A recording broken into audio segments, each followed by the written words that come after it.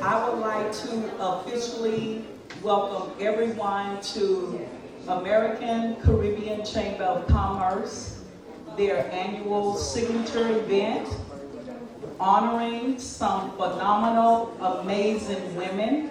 Thank you, ladies. Don't they look beautiful, everyone?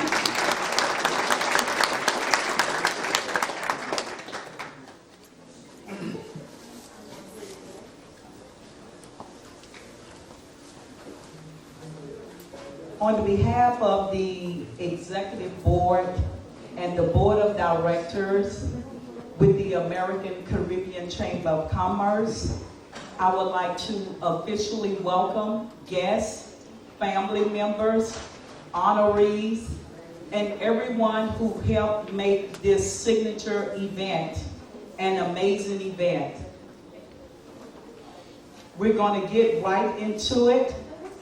We have one of our board of directors, Miss Carolyn. She's going to come up and open up with a prayer. I want to extend our sincere thoughts and prayers with Pastor Brandon Washington. In his absence, he had to take his wife to the hospital. She fell ill. He sends his congrats to all of the honorees. So Ms. Carolyn, our board director, will stand in place of Pastor Brandon Washington. Good evening. We want to take this opportunity to give thanks. And at this time, we're going to say a small prayer. I want to thank you, O Heavenly Father, for an opportunity for us to gather here together. I want to thank you for these great women of God, these great men, this organization that felt fit to put this together, to pay homage to those that are trailblazers. We want to thank you for all your grace and your mercy, and we know that everything here will be done to honor you and bless you. So we thank you all for coming. We thank you for this opportunity to fellowship together and to lift one another in support. We thank you. In Jesus' name we pray and we thank you. Amen. Thank you so much. And now, as I already said, I would like to officially welcome everyone here. Thank you to the returning guests. Thank you to everyone who decided to take time out of your evening to come and give homage to these beautiful women. The purpose of this annual signature event for the Women's Day soiree. We all know that March is the month, a history month dedicated to celebrating phenomenal women. Women in the past, women in the current, and our women in the future of all ethnicities. We all are amazing in our own right, whatever your specialty is. The purpose for the American Caribbean Chamber of Commerce. We honor and consider this day, International Women's Day, as a global day celebrating the social, economic, cultural, and political achievements of women, while also making a call to action for accelerating gender balance. Gender balance is defined as participation of an approximately equal number of women and men within an activity or organization. You, honorees 2022, are an amazing example of exemplary, fascinating, smart, beautiful women of 2022.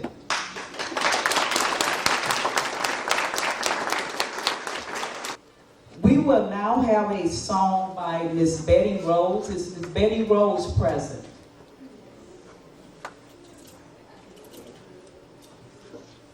If not, we're going to come back to Miss Rose. Are we ready for the fashion show by the Eastern Pearls Troupe? This is an amazing group of individuals. Last year, they blew us away with their dance, with their fashion. They were absolutely beautiful, and I am so looking forward to them doing their number now. I want to also recognize Councilwoman Miss Alice Chin. Everyone, please give her a hand. She worked so hard behind the scenes. Councilwoman Alice Chin is part of the Stafford City Council, and she too was one of the honorees from last year. And as everyone knows, she blew us away with her amazing, beautiful yellow gown. So we are anxiously awaiting for the group that she made sure that they did a return performance for us today. And so thank you, Councilwoman. I appreciate all of your help.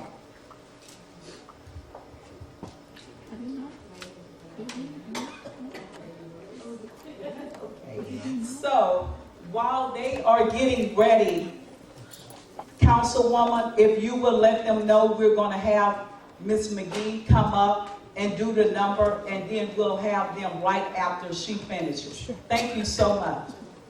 Thank you so much. We will now have a song by Miss Betty Rose. Is Betty Rose present?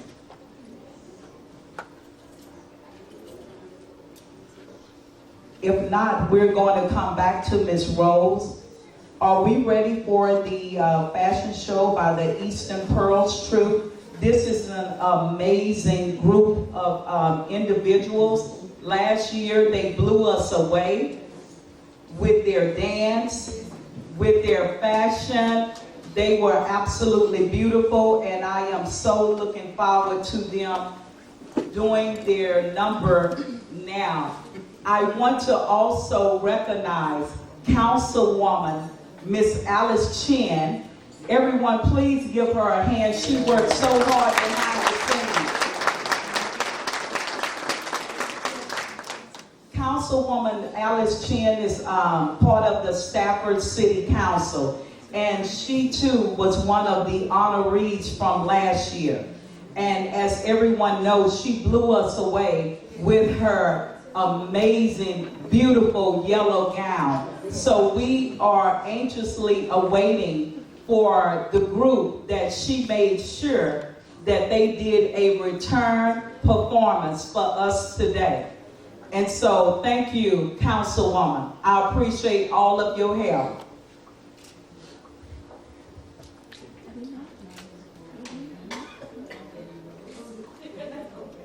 So while they are getting ready, Councilwoman, if you will let them know, we're going to have Miss McGee come up and do the number, and then we'll have them right after she finishes. Thank you so much. Thank you so much. Good evening, ladies. Good evening. Can I get some more volume here? Good evening. Good morning, good afternoon, good evening, gorgeous. Gorgeous, gorgeous, gorgeous, gorgeous. I was asked by my darling friend, Miss Marie Baptiste, to come out and do a number for you ladies on this evening. So I decided to do something. Every woman! God bless you all, ladies. You're absolutely gorgeous.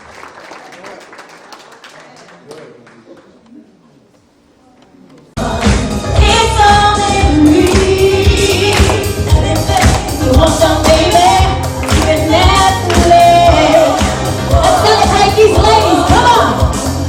Oh, oh.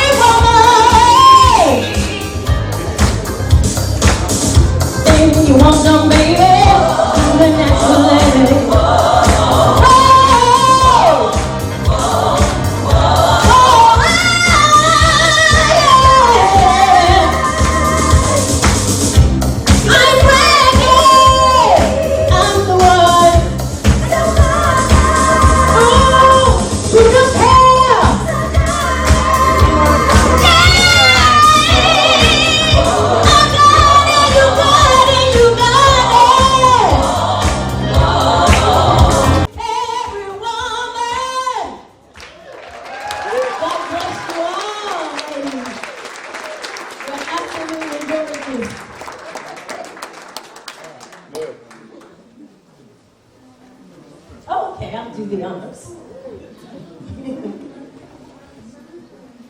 Is everybody having a great time?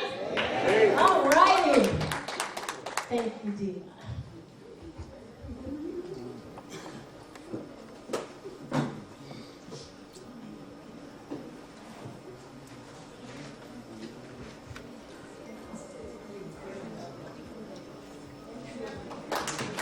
Everyone, let's give it up for the beautiful number.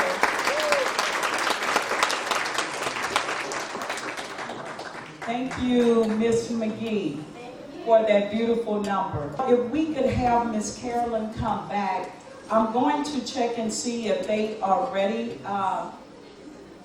1 second, if you guys just bear with us. They're getting ready to do the next number from the Eastern Troopers. You're going to enjoy it. We thoroughly enjoyed it last year. Afterwards, we're going to have, after the next performance, we're going to have Miss Carolyn come back, do the blessing of the food, and we will begin the buffet line. 1 second.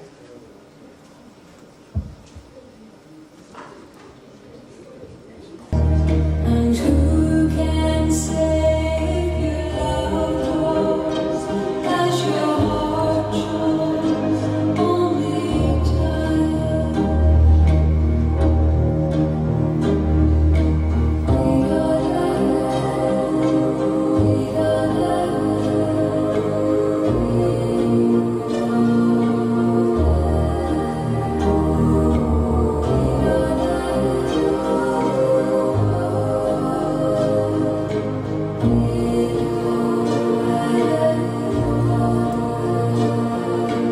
Who can say why your heart sighs as your love only time?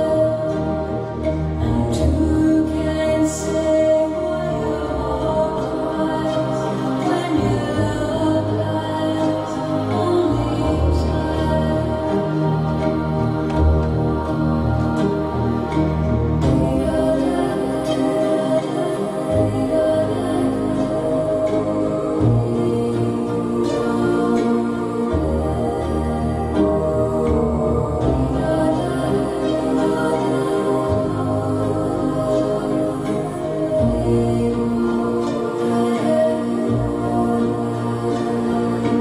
Who can say when the roads meet that love might be in your heart?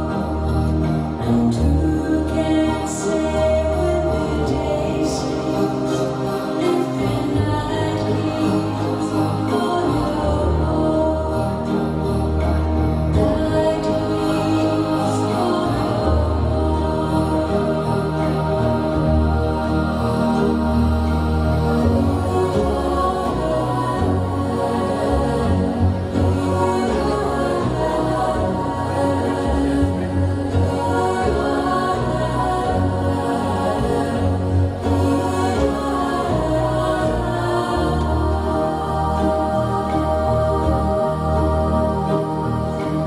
Who can save your love as your heart shows only time? And who can say where the road goes, where the day flows only time?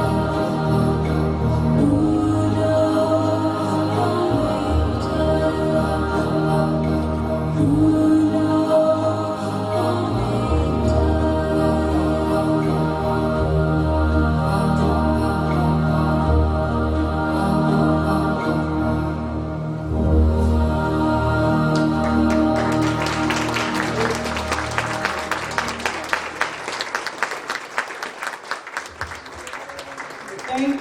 Thank you. They are absolutely breathtaking. Let's give them another round of applause. Beautiful. I think they are amazing. Thank you so much. Thank you guys for returning for the following year to grace us with a beautiful dresses. I mean, every simply design, the style, just class all the way around. Thank you so much. I appreciate it. Thank you.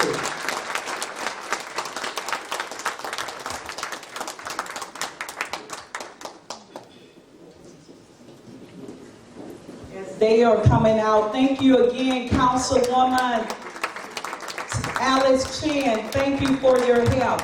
Miss Carolyn, if you'll come forward. As we prepare for the buffet, we're going to have Miss Carolyn do a blessing over the food, and we will get started with the buffet shortly right after. Miss Carolyn, if you'll come forward. As we prepare for the buffet, we're going to have Miss Carolyn do a blessing over the food, and we will get started with the buffet shortly right after. Precious God, we'd like to thank those that have prepared this meal for us to consume. We ask that it be a blessing and a nourishment to you. We want to bless the preparer. We want to bless those that have thought to put this together for you, and that you enjoy every bite, every meal, and it nourishes your soul to feel what is being presented here for you as well. And we want to thank you, Lord. Amen. Amen. Thank you. And if everyone would get ready to line up as far as the buffet, are we ready to go? We are, and we would love to start with tables number 1, and we will go accordingly. So Okay. table number 1, we have right here in the front. Okay. Then we have 2, 3, Okay. 4, 5, 6, 7, 8, 9. And y'all, I'll sing So if we'll have table 1, go ahead and line up. And then, of course, the honorees. Yes. Uh-huh. The honorees, if you ladies, y'all can go first, and then table 1 will follow, and so on.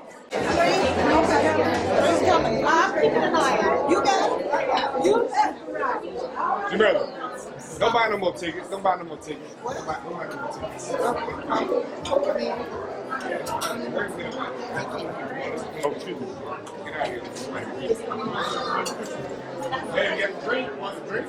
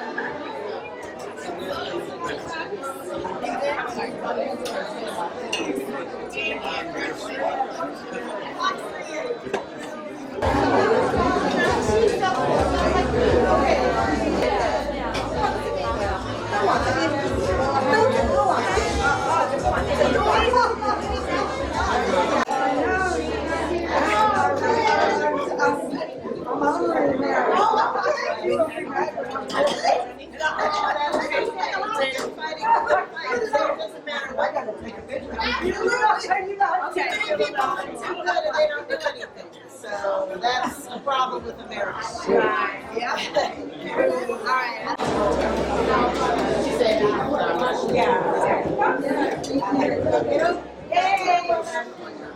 All right.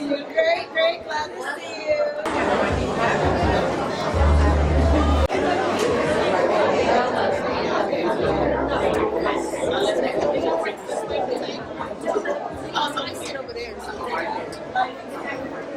Y'all look amazing. We're so glad to have you. Well, hi. Nice to see you again. Yes. Oh, yes.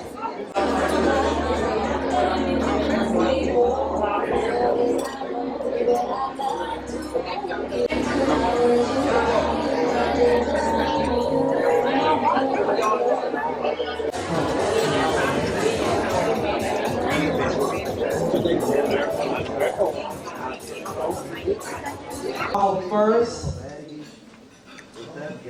guest speaker,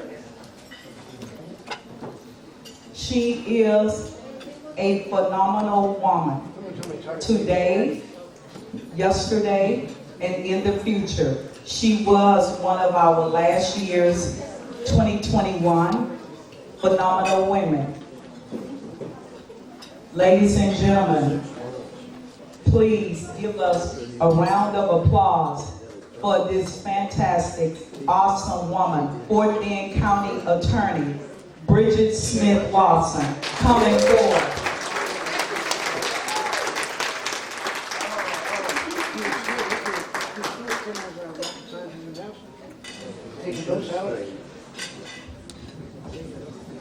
Good evening, everyone. It is great to be back at another American Caribbean Chamber of Commerce event. To all of the honorees, congratulations to all of you. I was asked to give a tribute regarding phenomenal women. And in looking at that, I wanted to kind of play on the theme of building diversity and inclusion in a pivotal world. So we are all here this evening on this brisk and beautiful March day to honor our honorees, obviously, but hopefully to revive ourselves, celebrate and inspire the women in this room, and also we have some girls and young ladies present. So when you think of and you hear the theme, building diversity and inclusion in a pivotal world, what things come to mind for you? Maybe it's equal pay for equal work for women. Could it possibly be a woman's right to choose?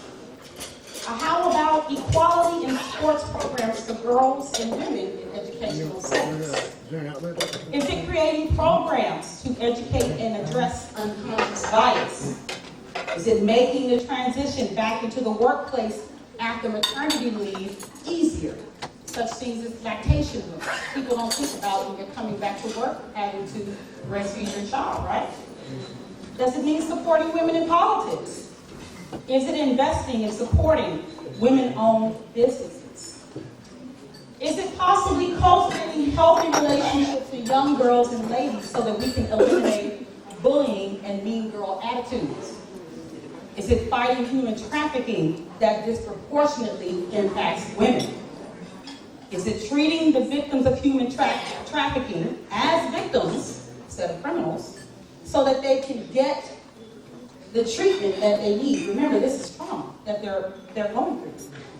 Is it addressing mental health and being strategic to support certain groups that face more negative impacts, right? Is it also supporting and addressing maternal health, just the ability of a woman to bring forth a child? And we also know that certain groups, like Black women, we're disproportionately affected by negative impacts of maternal health. Is it creating safer spaces and conversations about mental health so that people, when they have a problem, they feel comfortable and confident in talking to others and also seeking the treatment? Or is it attacking the STEM gap? You know what STEM is: science, technology, engineering, and mathematics. But we also know that those fields are more dominated by men than women. All of these things come into mind when I hear about building diversity for women in this world, in this ever-changing, evolving world. And all are great examples of what we believe to be diversity and inclusion. They're goals. But they don't describe all of the little steps that it takes to get there, right? How do we reach these goals? All of these initiatives sound great, but if no one takes the steps, it won't be done. Tonight, we will honor phenomenal women who have taken on the challenge. They have taken the steps and they're working in all of their respective roles and careers to make these goals a reality for women, all women. So as we look at the word phenomenal, we'll break it down. Phenom, a person who is outstanding, talented, or admired. It is also one who's just adept, capable, and competent. meaning you don't have to always be the smartest person in the room. Just be a hard-working person in the room, right? Okay? So, we have all heard the scripture that says the harvest is plentiful, but the laborers are few. But ladies and gentlemen, we have laborers here on this dais. These phenomenal women, they are laborers. And the fact that you have taken your time this evening shows that you are also journeymen, journey women in this path to make diversity and inclusion for women not just a lofty dream and a goal, but a reality. As we celebrate the phenomenal women, I hope that sincere workers, not title seekers, are inspired. And I hope a spirit of revival falls fresh in this room. I know we're not in church, but I hope a spirit of revival falls fresh in this room. So that when we leave this place in this mountaintop experience, we will go out tomorrow, next week, next month, and next year to continue to build opportunities and to continue to build a safer and better world for all women. Congratulations to the honorees, and congratulations to all of you who came out to make this meeting special.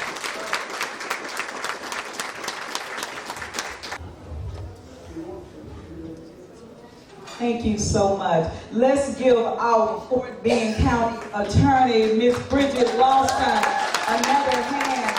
Thank you so much. She is amazing. She is definitely one of the partners of the American Caribbean Chamber of Commerce. And I do believe in giving flowers where flowers are due. Anytime we call on the county attorney, her answer is always yes. She's amazing, and she's always willing to support the chamber. Thank you again. We appreciate it.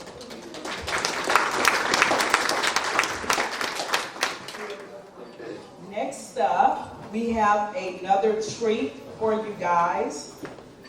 I am so honored. Not only this particular group that's coming next to do a number, just a little bit about who's next on the program. Kids and Dance Studio. This studio is known for producing dance. It's under the direction of Miss Darlette Johnson, who is also one of our honorees. Bailey, where Beyonce sang first to her first dance teacher. Kids and Dance is more than a studio and goes beyond dance, where life lessons taught, values are instilled. Kids and Dance produce champions who soars despite their life challenges. The kids are taught to keep God first and dance on the stage of life, even when if you can't hear the applause. The show must go on. Just a little side note. Again, Miss Darlette Johnson Bailey is one of our honorees here today. And I must say, it gives me great pleasure. She, if everyone doesn't know, Miss Bailey was the dance teacher for the famous group Destiny Child, Beyonce and Kelly. And we are so proud to have her as one of the honorees. She does not get enough highlight or acknowledgement. We're very proud, and Miss Darlette, as she's so very modest, and she asks if her children, who she cares so much about, asks if they could actually perform. That's part of her dance academy. And I am proud to say my daughter was up under her leadership as she was a dance teacher. Thank you, Miss Darlette. And now, next, without further ado, we will have the group come forward, Kids and Dance. Everyone, let's give it up for the dance group, Kids and Dance.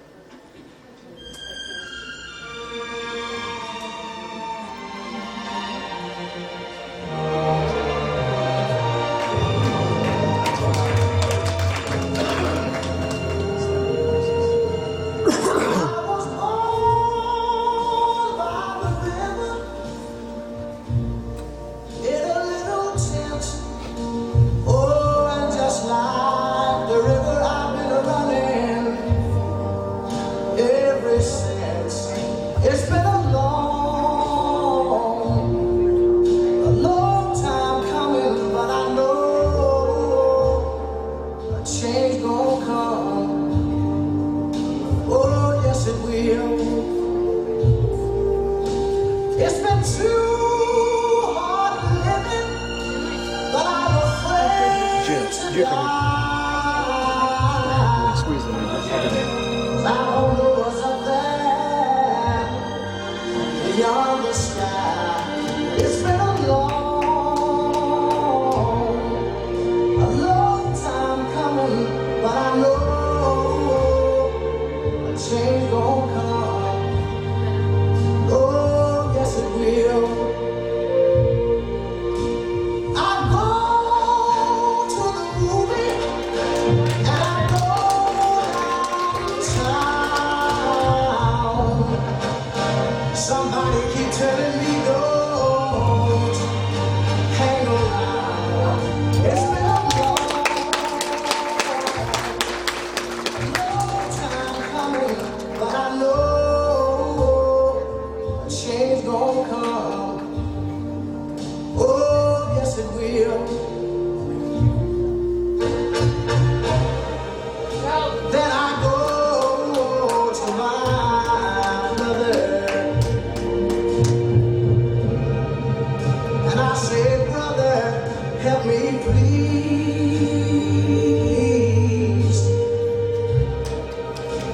But he winds up knocking me back down on my knees. Oh, there've been times that I thought I couldn't last for long, but now I think I'm able to carry on. It's been a long time coming, but I know change gonna come. Oh, yes it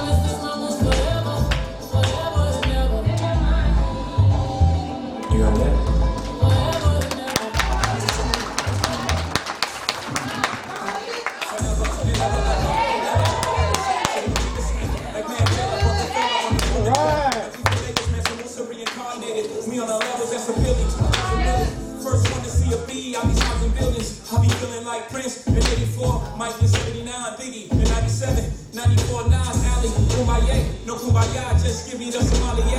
I'm on the Taj, helmet when I jet ski. You know the vibes hit my head, forget I'm me. Oh my God, without the God and the XY, I'm afraid the whole game will be colonized. The marathon will be telling them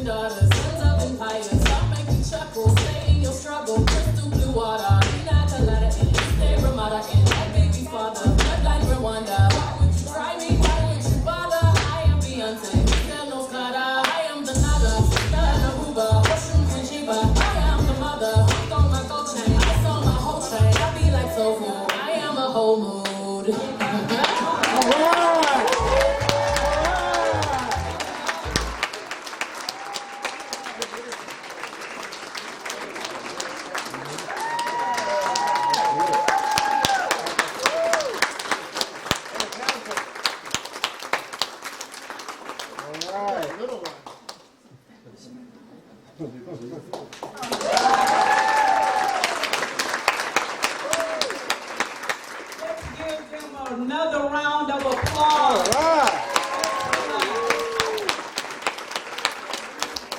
Thank you. All right. Miss Dorlette is definitely someone that's so humble, and you would know that you would think she's the lady again behind the popular group Destiny Child with the dance move, the choreographer, Miss Dorlette Johnston. Everybody give it up for her. Thank you so much. And now next, we will have another phenomenal woman. She is another example of excellence.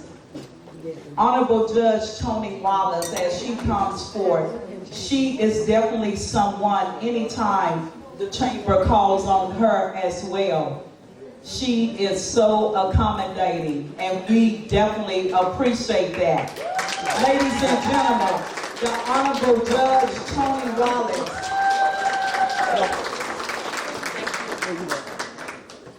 Good evening, ladies and gentlemen.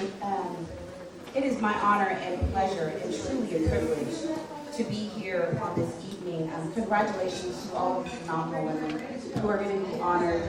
It is just a privilege to be in the same room with each of you. I was just speaking to Judge Bates just earlier today. But it is truly an honor to be here. So I am going to do something that I never thought I would have the opportunity to do, and that is to introduce tonight's keynote speaker, Dr. Janita Wallace. And no, we're not related, although I love her as though she were my own sister. Dr. Janita Wallace Reynolds is a volunteer, advisor, and this says she's a breast cancer survivor. But as a fellow survivor, I don't like to use that word. I prefer breast cancer warrior.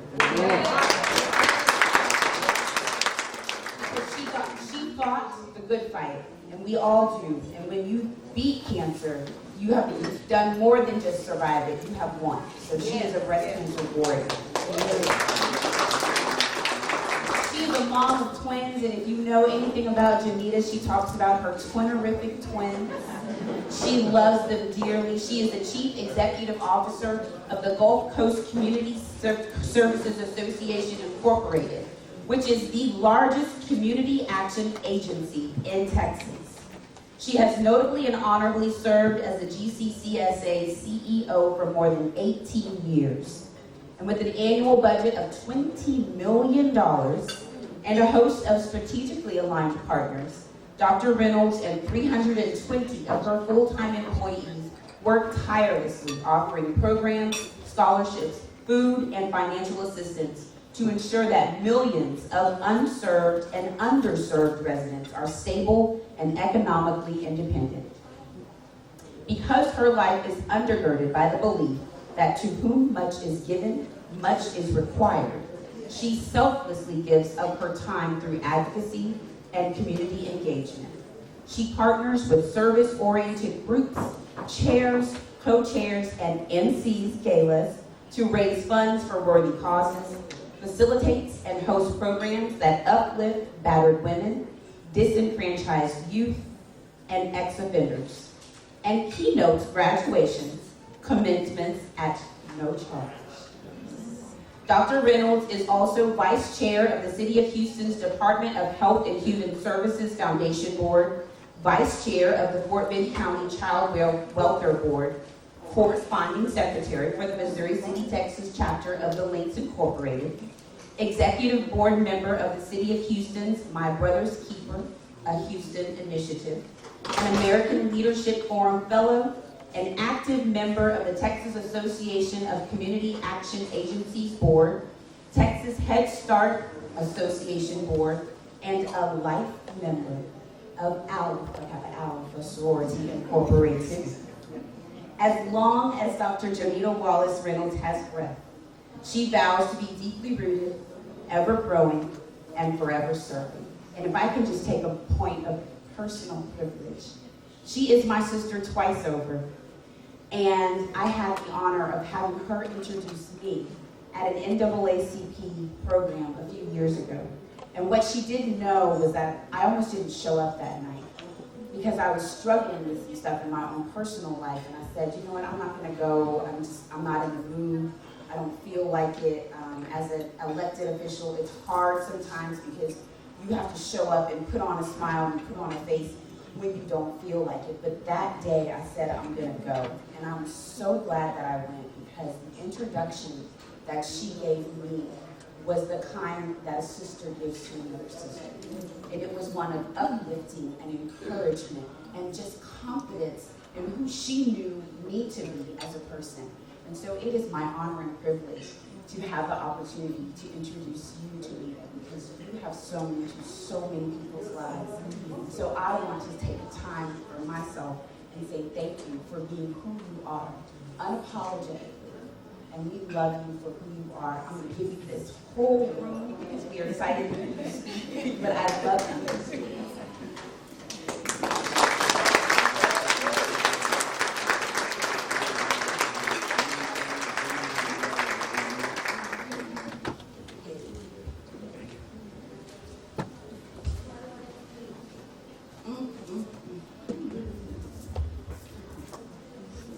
Many people wonder where our secret lies.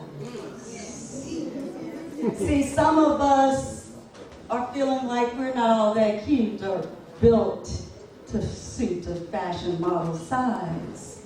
But when I look around this room, I must tell each and every one of you phenomenal ladies that I think you're telling yourselves lies.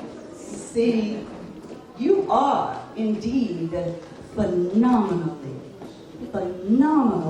women. See, it's in the reach of your arms, the span of your lips, your hips. It's in the stride of your step and the curl of your lips.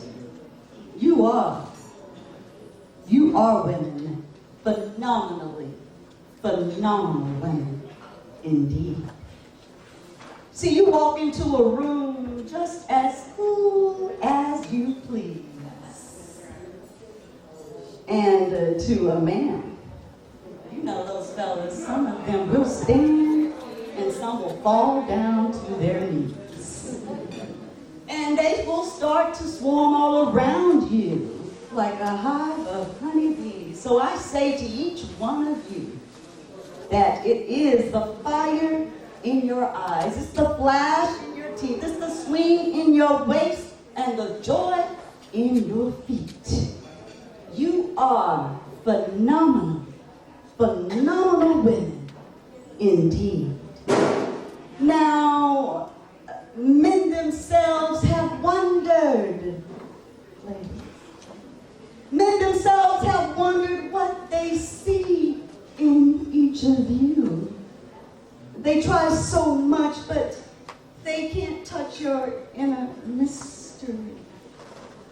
And then when you try to show them, they say, they still cannot see. But I say, it's in the arch of your back and the sun of your smile, the ride of your breasts and the grace of your style. You are women, phenomenally phenomenal women indeed. Now you understand just why my head is not bowed. And believe it or not, a phenomenal woman doesn't have to talk too loud. See, when you see her passing, it really ought to make you proud. Because it's in the click of her heels and in the bend of her hair. It's in the palm of her hand, the need of her care. She is, they are, you are phenomenally phenomenal women indeed. Put your hands together. Isn't it a good evening?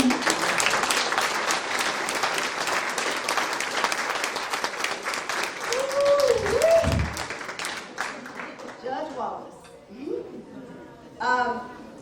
Phenomenal woman. I did not do the poem justice, as only the renowned Dr. Maya Angelou wrote it far better than I shared it with you this evening. But I thought it important because the poem itself defies all the biases that exist surrounding phenomenal women. It absolutely has nothing to do with what's on the outside. It's all about what's inside. Her competence, her compassion, her collegiality, her commitment to excellence, her competence. Phenomenal women, the bias is broken this evening, because if you stood where I am standing, you would agree with me. The world out there may call you minority, but when I look out into this room, there's nothing minor about you. We must break the bias by showing up and showing out. And to our young at heart in this room and our youngsters, your mere presence speaks volumes about who you are and whose you are and the direction you're headed in this life. And you're talking about, I'm in the safest place in the room. I have some phenomenal women who have my back. Let me scroll out of the way. You should be applauding right now. There's some phenomenal women behind me. And as we continue, phenomenal women, to break the biases that exist, we must remain united in the cause.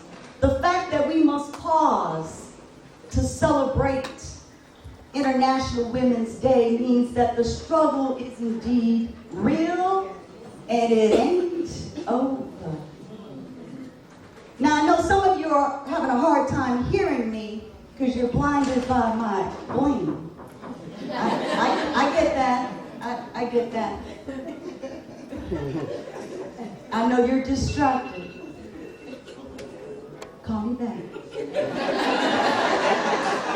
But I didn't want the bling to fool you, especially to our youth, because when a phenomenal woman enters the room, just as cool as she pleases, you have no earthly idea as to what she may be battling inside. But for those of us who believe in a power higher than ourselves and other than ourselves, we know the battle is not ours.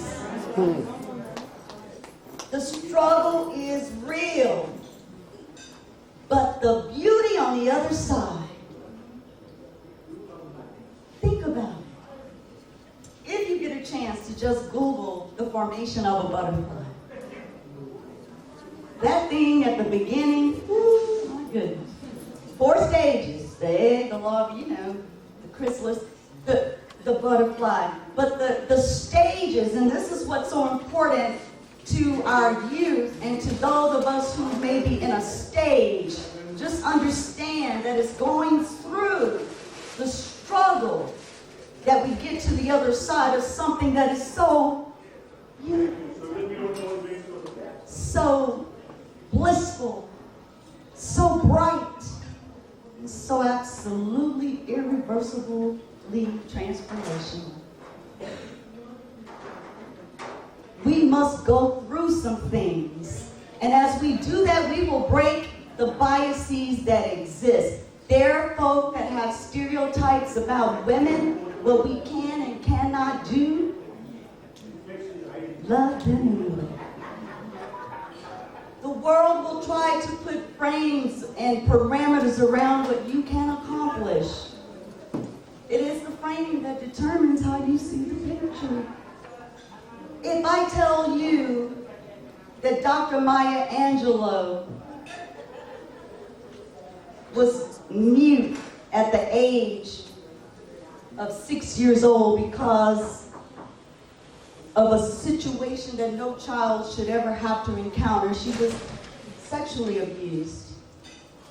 She was also a product of her parents splitting. She was also a young lady who would have received services from an agency like mine. We serve low-income individuals and families. She dropped out of school so that she could work to make ends meet. And then she started again. And then there was a phenomenal woman who entered her life. And Dr. Maya Angelou remained mute for quite some time, but she read, and she read, and she read. And then she went back to school, and she graduated. She had a child in her teens, and she was a single mother.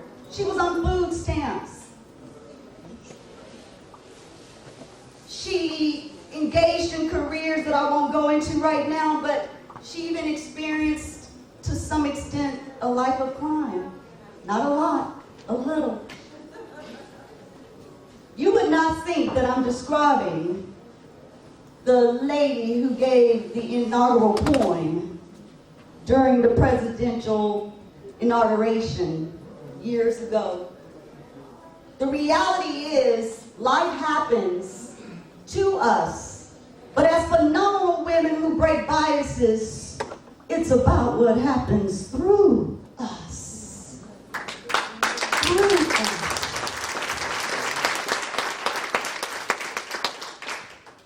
This book has been through some stuff, as you can see.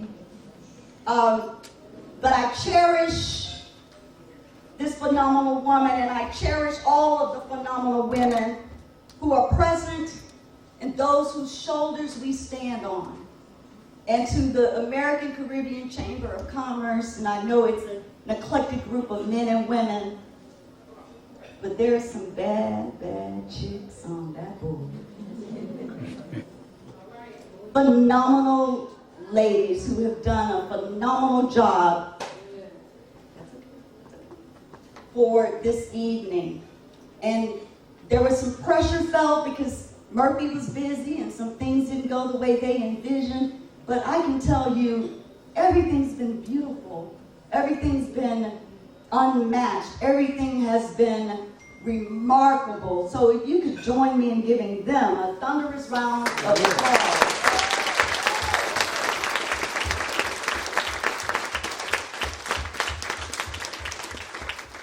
So I won't keep you long. I just know that it's about breaking the bias, and we break that bias by showing up and showing out. We break that bias by fulfilling a God-given purpose that's been planted inside of each one of us. Nobody can give me my purpose. Nobody can understand my grit or my grind if they were not given my vision. Yes.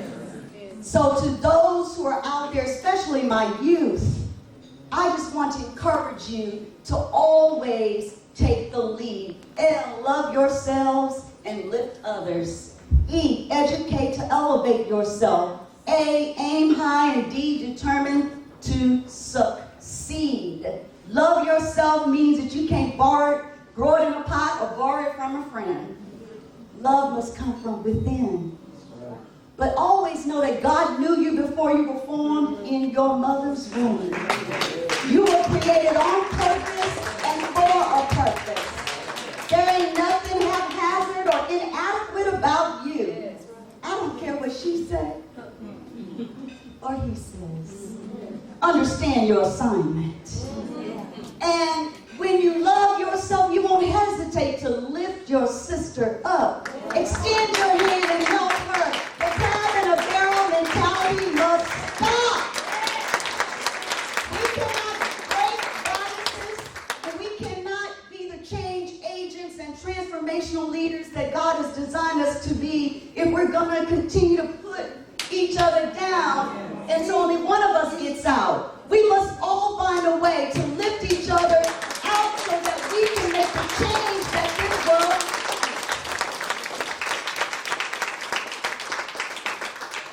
Mary J. Blige called it hateration. Let's stop the hateration. Then we must educate to elevate. There are not enough history books. So we must, at our own homes, make sure that we identify books that we can, make our libraries at home more gender accepting, more gender appropriate. Let our youth see the sheroes that help frame our very existence. None of us would be here if it weren't for a woman. We are inextricably intertwined and interwoven into this being of phenomenal called a woman, whether we like it or not. And so our youth need to understand that there are females who are chief executive officers. There are females who are presidents of banks. There are females who are pilots. Females who do and have done and are doing. NASA had females who did the math in their heads, right? Before computers. They tried to keep that a secret.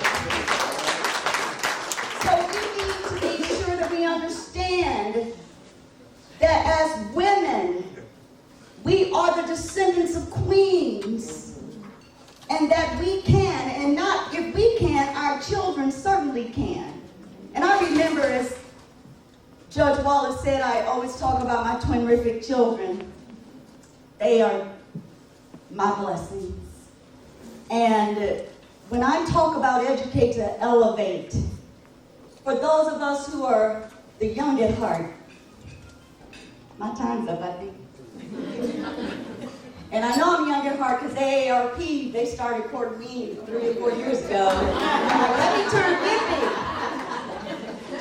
50. But even someone like me who never thought that I could get caught into, I don't know who this is, caught into mediocrity. One morning I woke up and I was headed to the kitchen to do the first thing, first things first, you know what that is, right? Yeah. Coffee. Right. Ain't nothing else happening until we get the coffee. But my peripheral was working really well. That was about 7 years ago. And I was walking, and then I stopped. Because I saw something in my peripheral in the room where everything's white.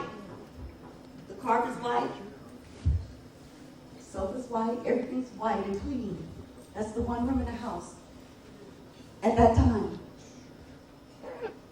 And I was stunned because I could tell there was a body in that room. So I backed up and I stopped and I looked, and it was Reagan. At that time she was 4 years old. Reagan and all 15 of her dolls and animals and Noah's Ark, anything she could find, everybody was in that room. Good morning, Reagan. Hey, Mom. What's going on, sweetie? Mom, I woke up thinking.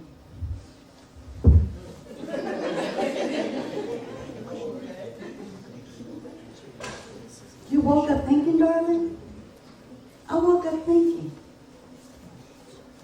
Okay, Mommy's really delighted that that you woke up thinking. Do you want to share with me? I woke up thinking, and I was wondering,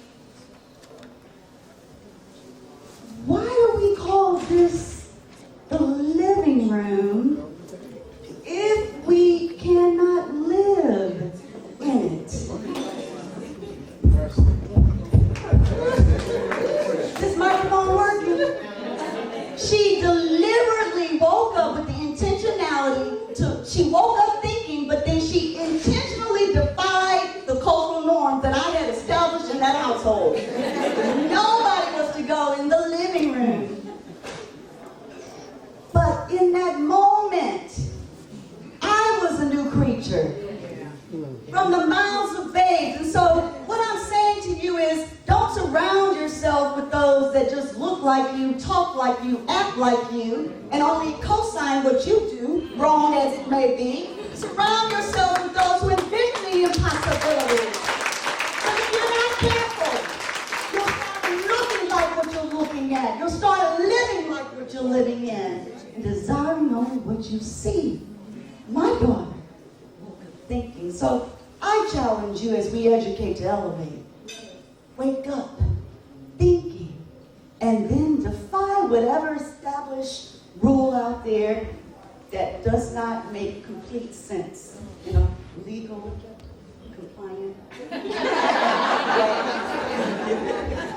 then I want you to aim high.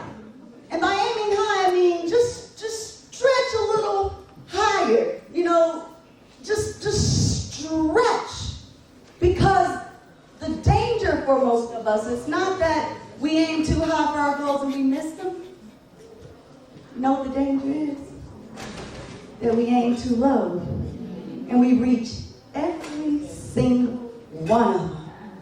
And I don't know about you, but I want to be thoroughly used up when I die. Right?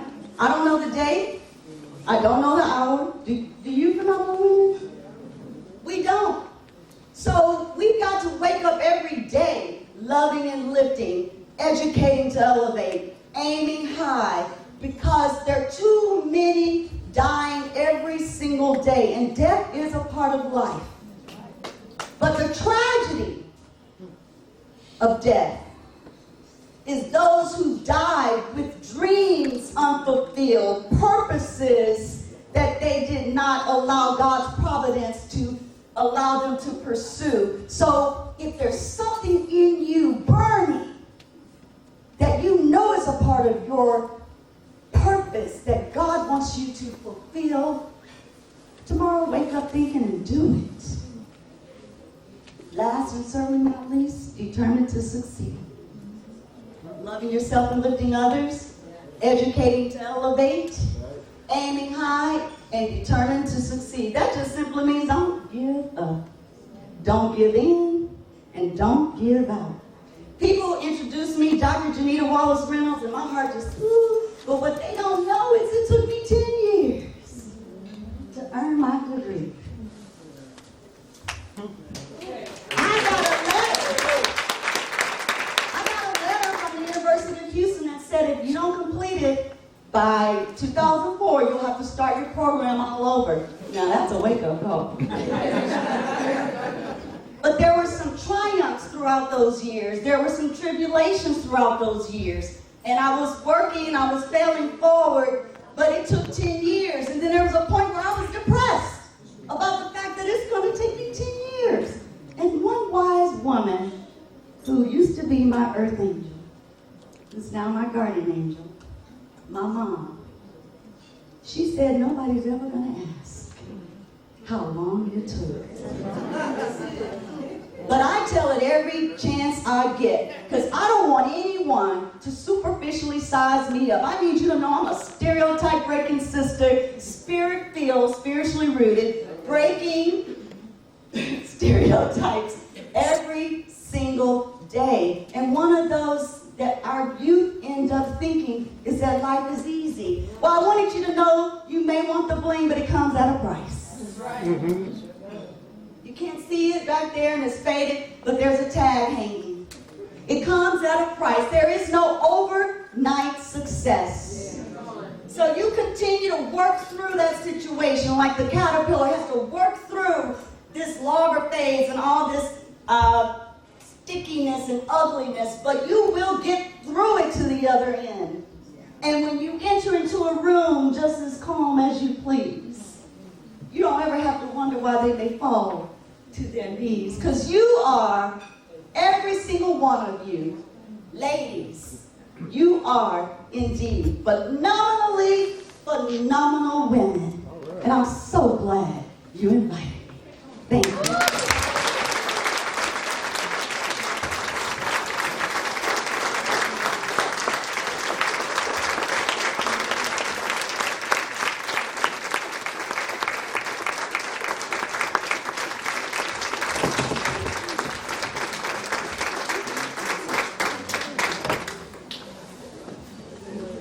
That was beautiful. Let a round of applause to that phenomenal woman. Yes, Dr. Juanita Reynolds. She is amazing. Thank you so much. She has truly been a blessing. I know I have attended several of her events, and she's always giving back. And she deserves her flowers as well. Thank you for everything that you do, Dr. Juanita Reynolds. Thank you. And now, ladies and gentlemen, we will take a short break. We'll have the DJ play some music, and we'll come back. And let's see and hear from all of these phenomenal women. Thank you. Another round of applause to that phenomenal woman. Yes, Dr. Juanita Reynolds. She is amazing. Thank you so much. She has truly been a blessing. I know I have attended several of her events, and she's always giving back. And she deserves her flowers as well. Thank you for everything that you do, Dr. Juanita Reynolds. Thank you. And now, ladies and gentlemen, we will take a short break. We'll have the DJ play some music, and we'll come back. And let's see and hear from all of these phenomenal women. Thank you. Representative Ron Reynolds, District 27. He is also a permanent partner with the American Caribbean Chamber of Commerce. If we could have State Rep Ron Reynolds come forward with the Single Rose tribute.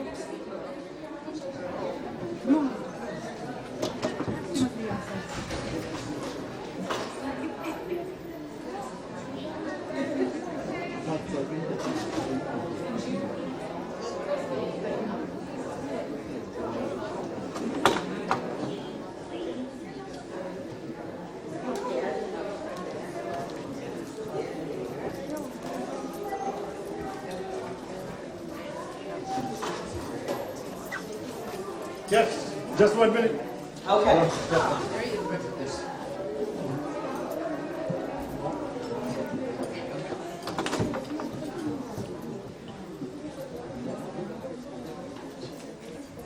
Everyone, let's give a round of applause to our amazing State Rep, Ron Reynolds.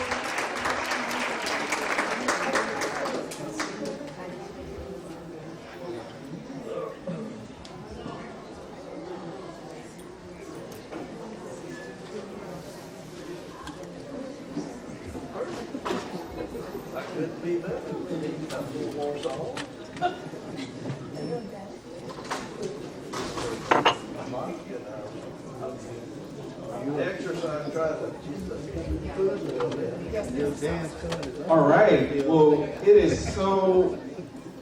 I'm just so amazed at the amazing keynote speaker, and I'm just so proud as state representative to acknowledge these phenomenal women. You know, oftentimes men get credit when women are the ones that are really paying it forward. Women were at the, that's right. Women were really at the forefront of the civil rights movement. And women were oftentimes responsible for allowing Dr. Martin Luther King to be out front, and so many of other leaders who've gotten credit. And so today, we symbolically give you a single rose tribute. And I think it's appropriate that all men stand up at this time, all the men in the room. All the men stand up, all the men. No man would be where he is without a woman. Okay? No one. Right, fellas? That's right. And so I just want you all to know that too often women, especially in the long struggle of this country for equality, later on in life, it was the 19th Amendment passed. And so women have often been in the back burner, but we here today are saying we salute you. We give you your flowers while you can smell them. We want you to know that we value you, we appreciate you, and we're going to continue to strive for equality, breaking glass ceilings, breaking barriers. It is far time that we have a female president of these United States of America. We need more women CEOs. There is no reason why we don't have equal pay for equal work. Because no man is worth more for doing the same work as any woman. And so we're going to continue to fight for women's health care. We're going to continue to fight to make sure that women have an equal level playing field so that no man has an unfair advantage. And it should be based upon merit. And if it was based strictly upon merit, there would be so many more women promotions in corporate America. There will be more women CEOs. And you do it balancing children, being spouses, and so many other things that you juggle. So I just stopped by today as a single rose tribute to each and every one of you, thanking you for your phenomenal service to humankind, for mankind, and really being a selfless leader. And so on behalf of the American Caribbean Chamber of Commerce and myself and all the men that stood up today, we salute you and say, may God continue to bless each and every one of you. And thank you for being uniquely you and overcoming tremendous barriers and obstacles and other trials and tribulations to be where you are today. Thank you. Thank you. Thank you. Let's give it up for our state rep. He'll be back in just a few. And in honor of, in respect rather, for our time, I'm going to pass the mic around. And for all of these beautiful, amazing women that's being honored, the question is, one, what is the greatest hurdle that you've overcome, whether it's personal, professional, or whatever the case may be? I'm going to start directly to my right, and I want each honoree to stand up and answer that question. What is the greatest hurdle that you've overcome, whether it's in your personal life or professional? First up, honoree, Miss Monica Tag, you're it. It goes to you. Good evening, everyone. So, the hurdle that I would say that I would overcome would probably be, I went through a divorce. My son was only one. I was out of work. I had a house. I had a son that wasn't even quite one, actually. And about the time we were actually divorced, he was one. And I had to figure it out. But as a woman, pulled myself up by the bootstraps and figured it out. And I got back to work. And I got back to my practice. I had closed it. and did some contract work, because at the time, my then husband and myself had to go get all the kids out the way, right? And so, hindsight is everything, that wasn't a good idea. So I started anew. It was hard, it was difficult, with family support and much prayer. I was able to get over it. And my practice began to flourish, and I thank God I was able to maintain. And me and my son are where we are today. And I give all the honor to God.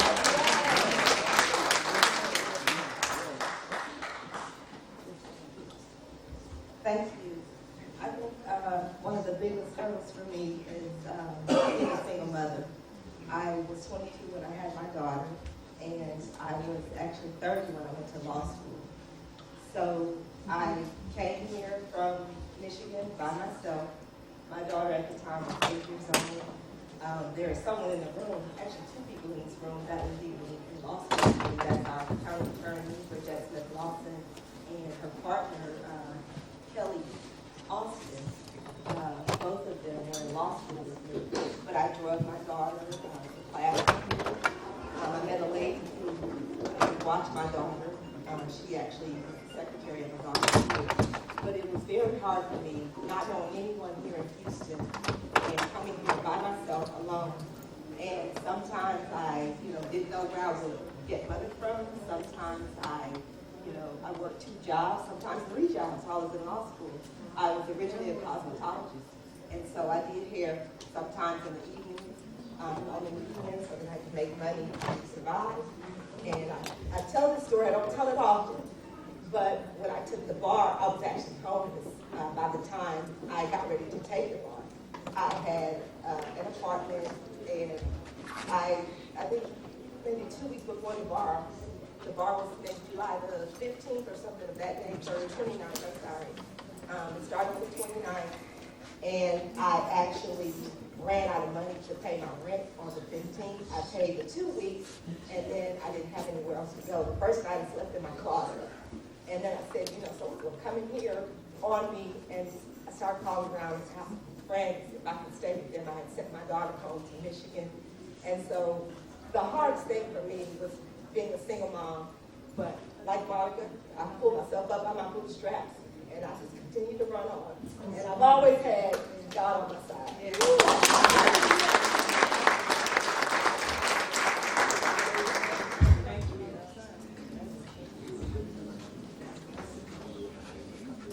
So, I don't know how you follow that. So it feels great to be in similar company. I can say that one of my biggest hurdles in life has really been staying out of my own way. And I've seen that play over and over and over again, and it's a hurdle that I continuously have to jump over.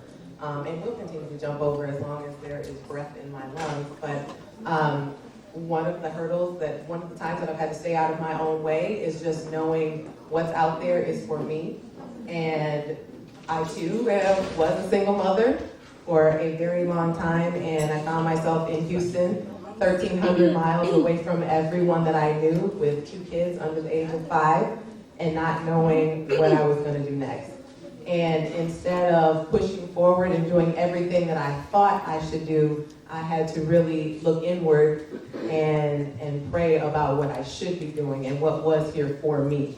And when I got out of my own way, doors started to open that I never would have seen open before, because I didn't have that vision. It wasn't for me to see, it was just for me to walk in faith. So I would say that was a huge hurdle for me. Now, life is so much different than it was 5 years ago. That was 5 years ago, very fast 5 years. And we are so much more better off. I'm able to tell this story to women and help them develop and have faith in their own destinies. And I would say that is a struggle. That's a hurdle that I definitely had to get over. So that was my biggest hurdle.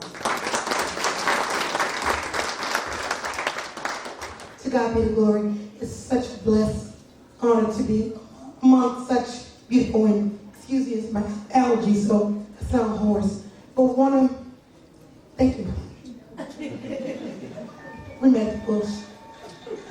One of my hardest hurdles to get over, and still is trying to get over it, is watching women of poverty get cut down by society because of lack of money and resources, especially our poor women of color.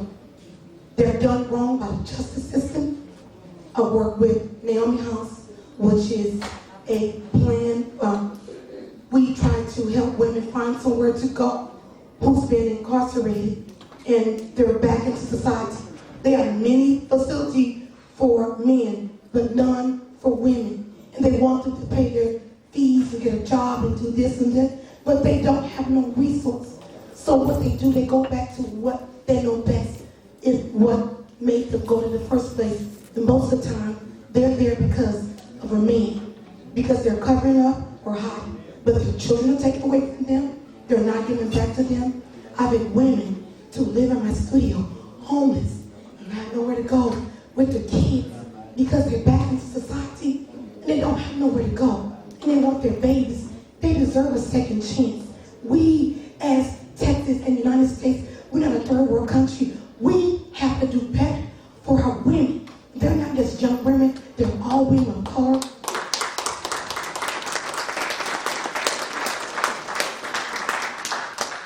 I'm fighting back tears for my god baby, my goddaughter is sitting here. And she's one of those women. And when they go to court, instead of helping them, they'll re-arrest them when they don't have their fees, or they didn't find a job, or they didn't meet the standards, and they'll rip their babies out of their homes. I'm telling you what I see. So I want to start at the state level and take it all the way to D.C. and stop doing our women wrong and knock them back 3 feet when they take an inch. They deserve better. And we got to do better by our women. And Texas will be the man.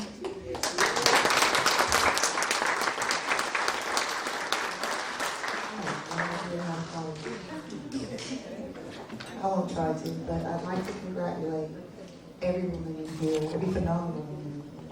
This has been an amazing honor just to meet and sit in your presence. And so, from the bottom of my heart, congratulations. I was sitting here thinking about what my biggest hurdles have been, and the truth of the matter is, like many women at this table, we've had a lot. So I went back all the way to the beginning of the moment where my life became pivotal, the pivotal moment in my life when I decided on the path that I was going to take. Although there were several hurdles that came on after that, I had to go back to the moment where I made the decision on where I was going to go. I came from a country, Nigeria, I still flat, I'm sorry. My dad, a lot of unrest, and I came here with my sister. We had $400. And it's not like we didn't have a good life in Nigeria. My father just felt that it would be better. The minute we got here, he lost his job and had nowhere to support us in the United States. And so he said, hey, you're a medical student, come back home. There's a home for you. And I realized that this was a point in my life where I had to decide what was best for me, no matter how hard it was going to be. And I did. My sister and I decided not to go back home. And from that moment, at the age of 18, I was by myself homeless, working several jobs, going to school. And when I hit rock bottom, I had to make a decision. You either succeed or you die. And that's everything that's taken me and brought me to where I am right now, sitting here. Like I said, we've all been through several hurdles, but every time there is a rock in front of me, every time there is a wall, every time there is a moment where I feel like I cannot go on, I remember that moment when I took that vow to myself and my family. And I'm so thankful that I decided to stick with it. So my biggest hurdle was when I found myself at rock bottom and I made the decision to move forward no matter what. My motto is keep putting one foot in front of the other. And as long as you're pushing, you will make it.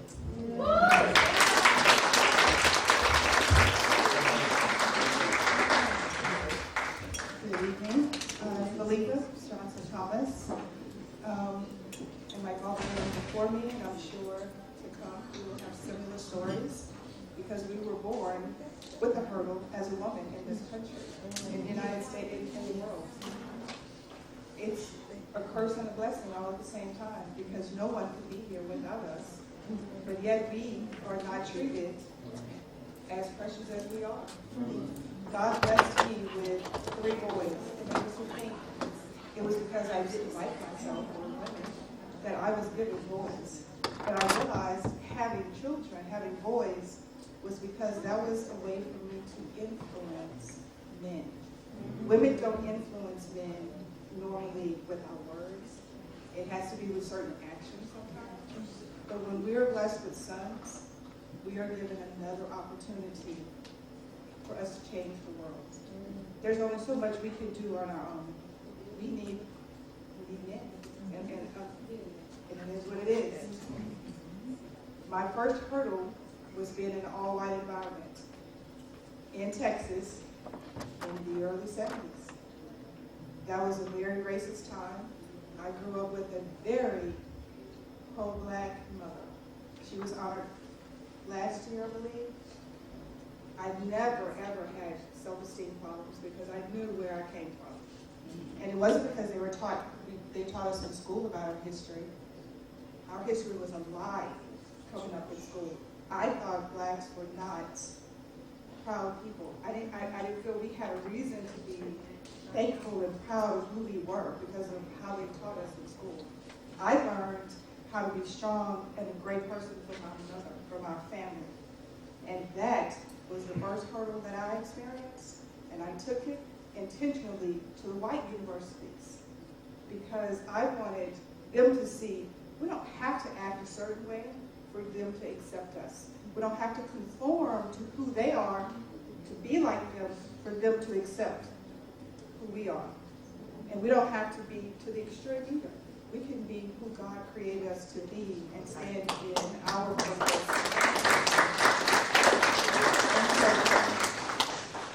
My purpose has been to learn how to overcome myself, to learn how to overcome my arrogance, to learn how to overcome the things that keep me from not being a phenomenal woman or uplifting other women to be phenomenal women. I mean, look how different we look. This is phenomenal right here, right here. This is phenomenal. And these are the things that we have to do with each other, lift each other up. When we haven't been treated well, when we all have been abused in some kind of way. Everybody has been shot. Everybody has a story to tell, and that is what makes our life purposeful. Thank you. Hello, everyone. My name is Rose here. Thank you. So one hurdle, I think I would say I have faith. I would say still faith. Is creating opportunities for women to not crawl to success, but to be able to walk to their success, right? Like these amazing women have said, right? Sometimes they didn't even have the strength to crawl, but they've been something, right? Some have rent, but they crawl. But right now, some of you guys are walking, right? So I would love for other women to be able to walk to their success, walk in power, right, to their success. Because as women of color, right, like to be specific, more specific, right, as Black women, oftentimes we don't have the amount of resources that others have. Sometimes, just like I was saying earlier, we are welcome at the door, but we're not welcome at the table, right? Sometimes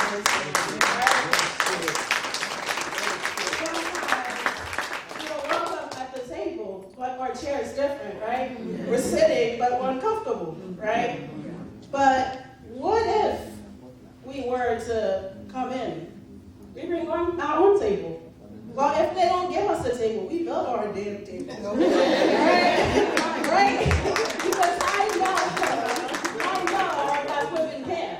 And we have, right? So my thing is, and I don't want it to be a hurdle, right? I want it to be our purpose, right? To create our own way, to create our own stories. Because we've been doing that, right? You were able to create your own story, right? 18. You were able to create your own story. Now you're a lawyer, right? this is what it looks like when we decide to create powerful stories, right, through our struggles. Out of all ethnicities and races, we know the black women is at the bottom totem pole. But do we always have to be? Because if we bring our table, right, we can choose where we put our table. It's our table, right? So my thing is, let's not really talk about the hurdles. Let's talk about the successes that we've been able to accomplish by ourselves, work together, because I believe that community is unity, right? I'm here because of someone else, another powerful woman, right? We're all here because of a powerful woman. So let's continue to build community so that we can create powerful stories. Stay here. The American Caribbean Chamber of Commerce for the opportunity to be here. I've lived here 43 years. I am of Caribbean descent. And one of my hurdles has been making sure my brothers and sisters know that we all have the same struggle. We're here in this together. Support each other. Elevate each other. My grandmother taught me 2 words that when I was the age of 10 and I never quite knew what they meant. And I'm able to see that every day as I work as a justice of the peace. And the 2 words are decorum and diplomacy. And those words keep coming back to me over and over again. And I know that as I continue to conduct myself with decorum, and I utilize diplomacy in responding to a lot of things out there that I am faced with the hurdles that I am faced with, I'm able to make it. So I ask you all, brothers and sisters, please, let's support each other. We're all in this together. This is not my show. This is just my struggle. This struggle is ours. So let's just keep on working together to get over those hurdles that we all have experienced. Thank you so much. Well, tonight has been an amazing experience. It's been humbling for one. One of my hurdles was feeling like I was all alone. And, it's been gratifying, if you know what I mean, hearing that other people had similar experiences. So my hurdle was finding myself as a young divorced mother of 3, working 1 full-time job, 1 part-time job, and going to school full-time with my 3 kids in tow every Saturday and Sunday. And they were my motivating force. My father would tell me, keep going. And I know that if it had not been for God's grace, for one, I would not have made it, along with the fact that I had to wake my babies up every Saturday and Sunday at 5 a.m. to come to class with me. So they earned that degree with mommy. But, overall, I would say it was a hurdle, but it wasn't impossible. I tell my kids, they go through things, they go through life. Nothing is impossible. When you have faith and know whose you are, you can accomplish exceedingly and abundantly above what you even think you can. Do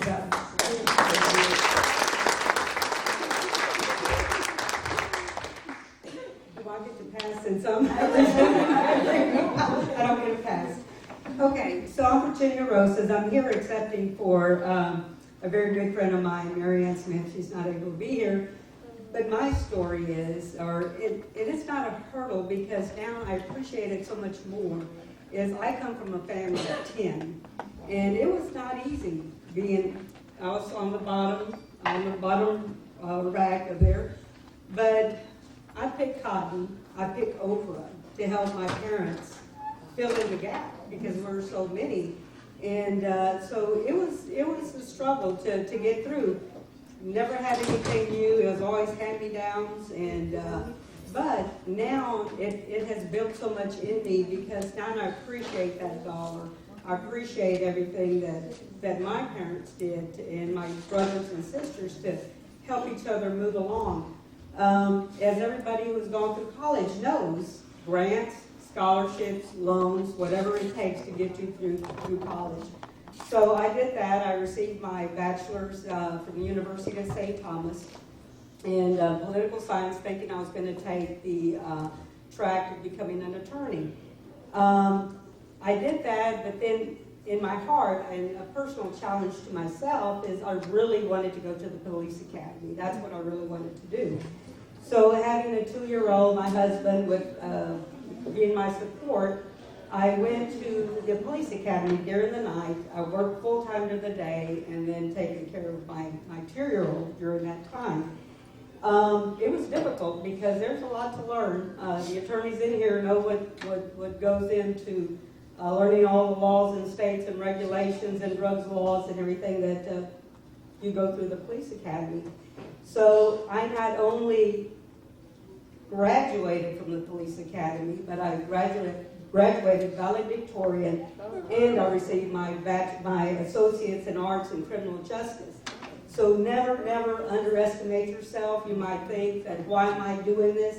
But when you set your personal goals, go for it. Because the struggle that you go through at the end, you're going to appreciate it, and that's going to make you even more powerful, and it builds your character, and it builds your strength, and it builds your momentum to become the person you are meant to be. Thank you. Wow. I have to follow up to these wonderful phenomenal ladies. But speaking of the hurdles, I would say as a first-generation immigrant, I faced many hurdles, not just one. But it was linguistic hurdle, cultural, social, political. And when we came to this country, it was like, I felt like I was reborn. We got many blessings in this country, and I wanted to give back, not knowing where to start, what it means to give back, how can I give back? I mean, it started like, what was the life purpose for me as a first-generation immigrant? And I was doing my doctorate in India. I left that because my parents wanted to go, wanted me to go with my husband and start married life and do your PhD later on. So one thing led to another, family came along, my son was born, and I put my education on hold. So many years later, basically I was able to, of course I learned English after marriage and got my education also. I got a degree from University of Houston Clear Lake. I got my master's from there. I also got my MBA from Florida Tech in finance and accounting, and recently I got a certification from Harvard Business School. So educationally I was able to push myself forward, but somehow the deep down desire to give back to the society, to make a difference, because I saw every step of the way, minority women, women of color, were not given equal opportunities, fair opportunities, just opportunities, and it was boiling my blood. And I didn't know what to do about it. And somehow I got being God-given purpose. I ended up in a public service arena, political arena. It was again something new for me. I'd never taken political science courses. I didn't know what the campaigns were. But I guess I learned along the way. So that was a hurdle I had to overcome because it's difficult for women to be in politics.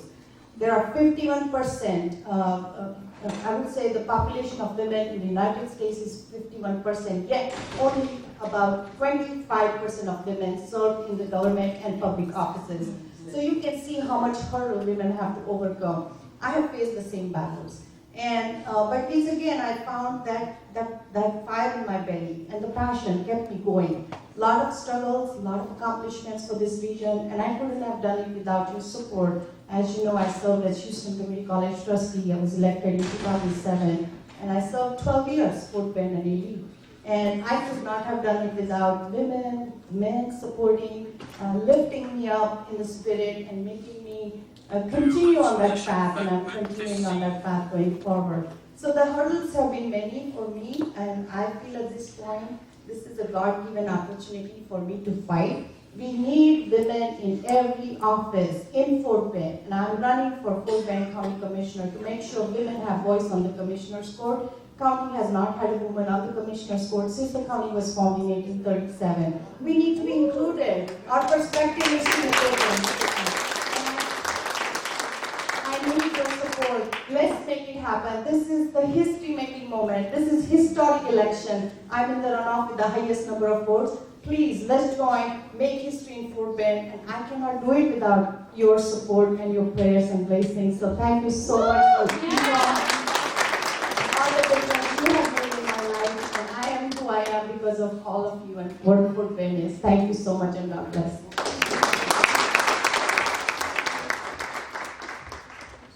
It's Rachel Luna, and it's an honor and privilege to be up here with you ladies, and just to be a part of this whole event is amazing to me. And I think one of my hurdles is I come from a very impoverished family. My mother's on food stamps, welfare, really poor, and there's no college graduates in my family. I come from a Mexican-American family that work at town. My dad is a contract worker. So the biggest hurdle is I didn't have the knowledge, and there was no one there in my family to give it to me on how to be a successful person. That's right. How do I become successful? How do I become a businesswoman? No one showed me how. I come from people who don't have the capabilities or the knowledge or the skills to show me. So I think the biggest hurdle was learning myself, self-learning myself, and knowing who I wanted to be. And that's, I believe, what I'm trying to do now for other young girls that are like me, that come from families that are just low economic welfare, Medicare, Medicaid, like my mother and my father, poor, dirt poor, no AC, sheets covering the bedrooms with window units type of poor, so to be able to elevate myself to this level in my life and my business, and be able to show other young girls that work for me, my company, whoever I can influence in my conversation to help them be better and tell them to self-learn, overcome, and know that, just from where you come from is not who you can be. You can be anything you want to be, and that's the truth of it all. All right? All right. Thank you so much for being here. Thank you. Congratulations again to all the ladies who are joining me for the panel tonight. My name is Tasha Dennis, and I'm so pleased to be here with all of you. And I'm especially thankful to the Chamber and the Executive Board of Directors for highlighting us tonight for the work that we've done in the community. So I didn't want you to ask this question because I've been a little emotional lately, so I'm going to try not to close it out with a good cry. But my hurdle that I've overcome, I would say, is what I'm presently experiencing, which is I am a first-year law student at Thurgood Marshall School of Law. Born and raised here, and I didn't think I was going to return to Houston after leaving for some time and having a career in government affairs and public policy. So my biggest hurdle has just really been getting comfortable with being uncomfortable, because I'm used to being able to, kind of walk in the room and, how are you doing, Congressman? Or State Representative Reynolds is over there. He knows how I act in Austin. I had the confidence because that's what I've done for so long and I've developed my expertise in, right? So I was talking to one of my mentors who is a successful lobbyist, and I said, hey, I just want to push myself and I want to push my career a little bit further. What do you think I should do? And he looks and goes, go to law school. And I was like, I don't know. I had applied or started an application for law school 10 years prior to that conversation. And I had deferred my dream because I was a mother and a wife, and I wanted to, kind of focus on those things. But in doing so, I pushed my dream to the back burner so much that I didn't really have the ideation that it could even be possible for me to do. And so now that I've gone through, I think, most of my first year of law school, it has been terrifying. My professors cold call, and they want to make sure you've read the cases and that you know the briefs, and like the attorneys that are here on the panel, and Bridget Lawson, County Attorney Lawson, who gave me the opportunity to help her with her campaign as well. I've just been so grateful to be in a new environment, in as much as being an older student who has a different perspective. I'm in there with kids who did it straight out of undergrad. At some point, I do regret that I didn't do it, but doing it now has given me such an important lens on the world and how I can apply the information that I'm learning. So again, getting comfortable with being uncomfortable, praying and hoping that this will be a successful end of the year for me as I look forward to clerking with Judge Don Rogers this summer in the 334th Civil District Court. Again, I'm going to be immersing myself in a new experience, but I just think that's so important to continually be be willing to grow and challenge yourself even when you think that a dream might be deferred.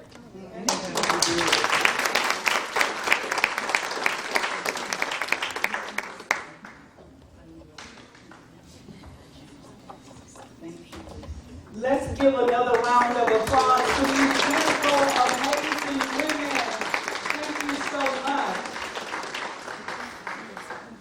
The strength in the room and around this table is absolutely breathtaking. To hear every last one of you beautiful, smart, educated women about the struggles that you went through.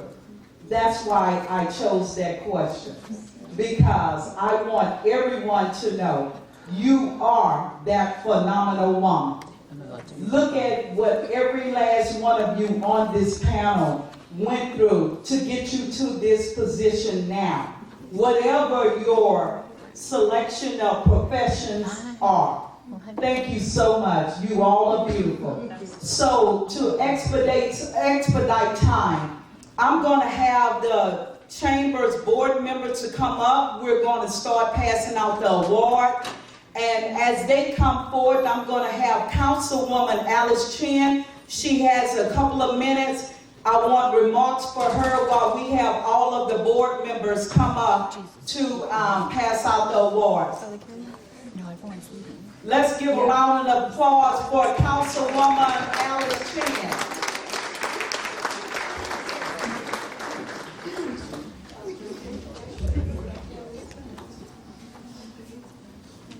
Good evening. My name is Alice Chen.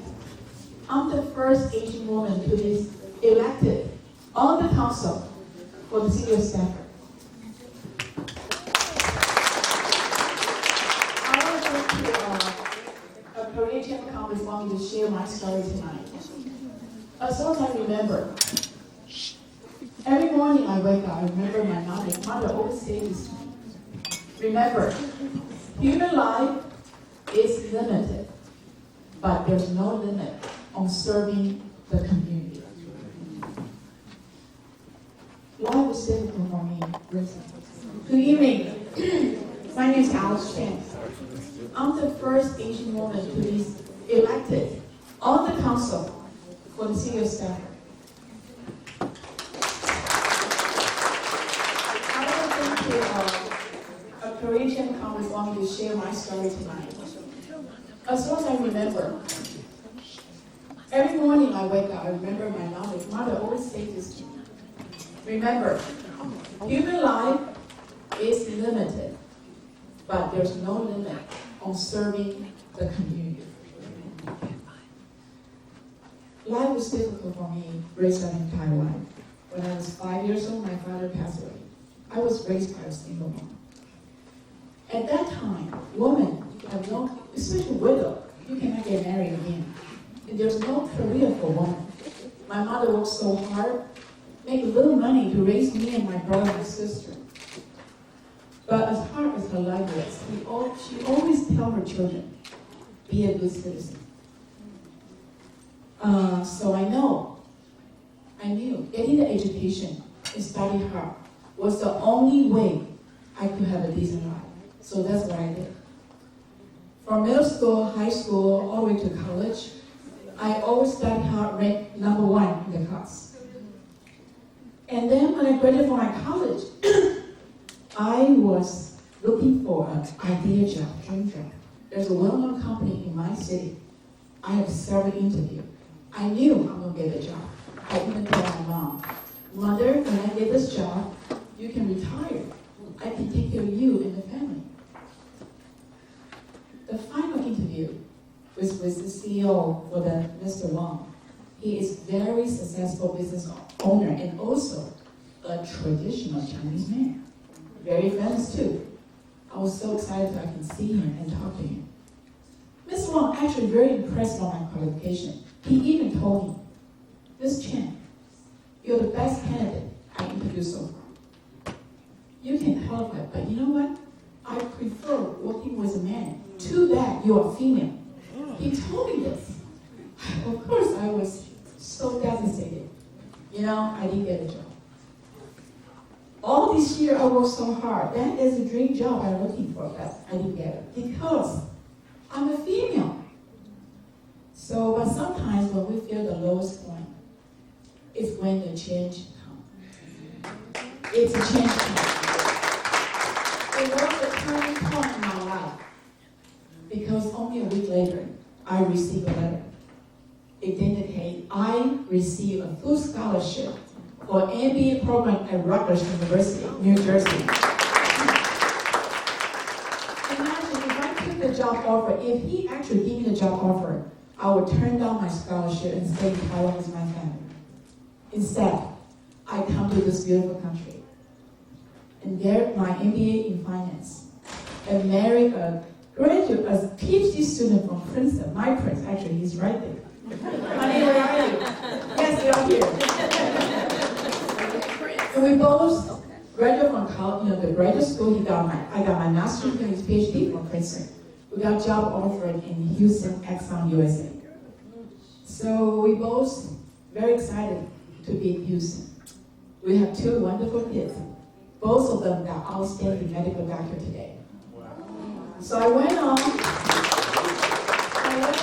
had a very successful career as a CPA, financial advisor. Also, I'm the one of the most, most well-known agency director in Houston for one of the very famous companies. I also own my own business. But still, I came across bias and inequality far too often, even in this country. As my first job at Exxon, I experienced something many women did and still do. Women do the job, men got a credit. Am I right? But I feel like this is the only way. When you come across those inequality or bias, you work harder, you work better, because I knew I did better to get ahead of them, to move over. So I did this my entire life. I'd like to share a Chinese story with all of you tonight. Mr. Tai and his horse. Mr. Tai got a beautiful horse, and then he's so excited because it's good luck. He's very happy to get a beautiful big horse. So one day, his only son, son in China is a king. Okay? Because they carry the family name, right? So his son rode a horse. Unfortunately, he fell down from the horse and broke both legs badly. So Mrs. Tai, everybody said, "Oh my gosh, the whole village laughed at him. Say, you got a horse, but your son got injured." So Mrs. Tai is just so embarrassing and frustrated. So he gave away his horse. But soon later, a war started. All the village boys got drafted to fight the war, just like Ukraine. All the boys stayed 18 to 60. Stay in the country, fight to the war. This happened to the village. Everybody's son got drafted, fight the war. And guess what? They never come home, they die in the war. There's only one boy, never get dropped. It's Mrs. Tai's son. Remember, he got injured because he fell down from the horse, and that's bad luck. But in this case, the fall down from the horse, it's a good thing for Mrs. Tai. His boy's only son survived in the entire village. So I want to share with you sometimes this very famous story that gives us a lesson to believe every blessing in our life. When you're facing challenge, there's a blessing in this. Every rainbow is after a heavy rain. So I want to ask you today, when you have some downtime, never give up.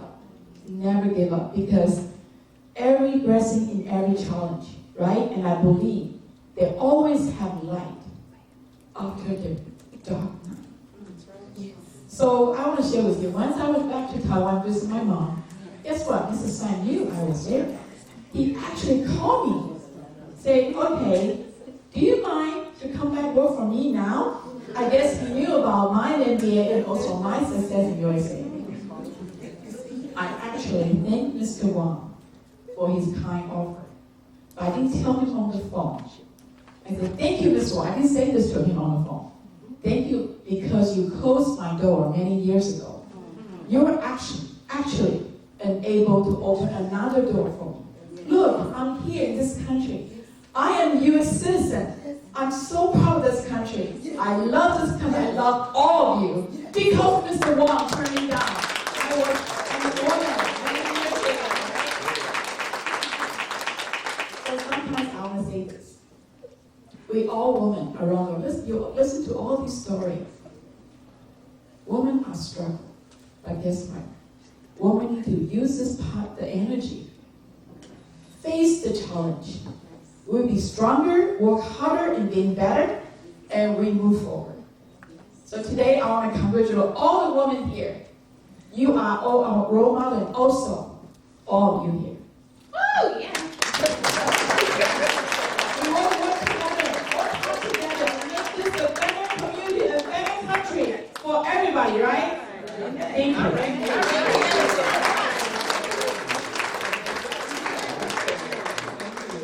And if we can have State Rep come up as well. And now to the best part, to these amazing women. We have heard so many kudos, the life stories, the hurdles that you have all overcome. But look at you now. As they say, catch my dust. So as we have State Rep come up, he will so generously, like he always does, as our permanent partner, he will also be handing out certificates from his amazing district. And congratulations again, State Rep, on winning. Yes, yes.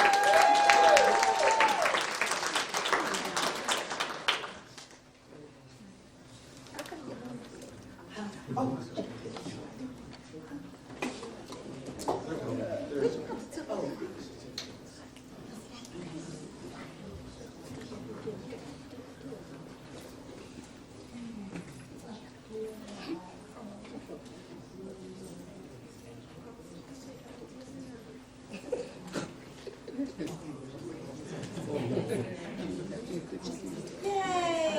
As we're getting the awards, we want to give a special thank you just to all of our guest speakers.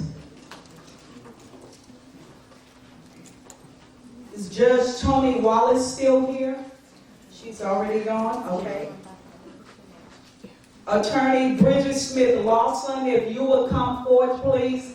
Thank you so much again for that wonderful tribute.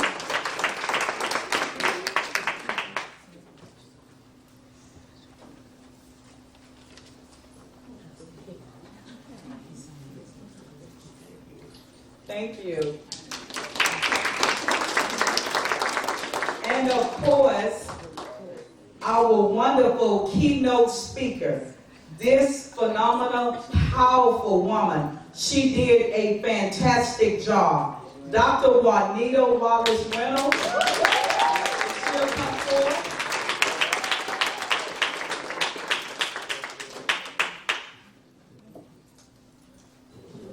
Thank you so much. And of course, I have to mention, as I said before, our state rep, who does an excellent job with helping the chamber. He's another person that no matter when we call on him, he always accommodates our requests. Thank you so much, State Rep. I appreciate that. Thank you.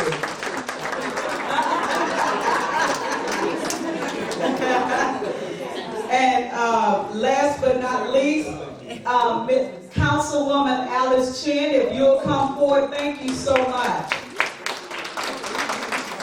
Thank you for your inspiring story, just like all of these ladies here being honored. Thank you again for your assistance. Thank you. An honorable mention to the other two speakers, Mrs. Chantal Fonsi. She's in the program. We have Mr. Mazda Denim. the global trade manager. Shout out to both of them. And now on to handing out to the amazing women. First on the list, in no specific order. I'm just going to call them by name. Miss Deanne Tito, if you'll come forward.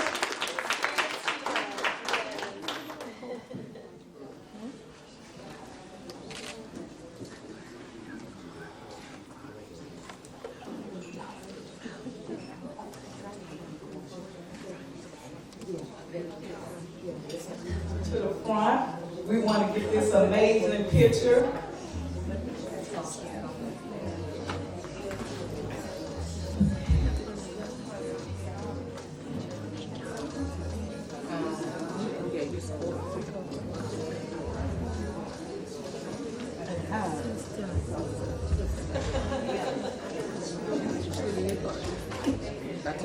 Take that.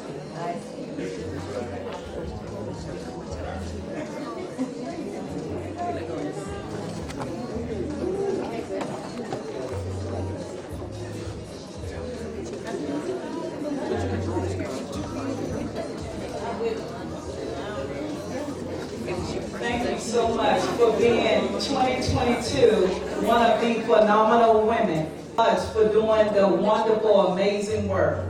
Judge Bates.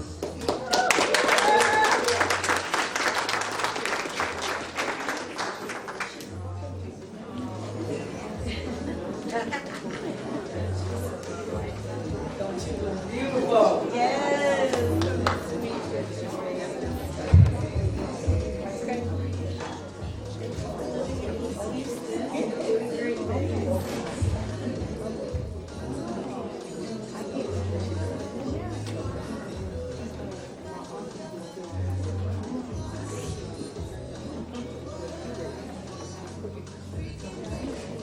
Next we have Attorney Monica Rollins.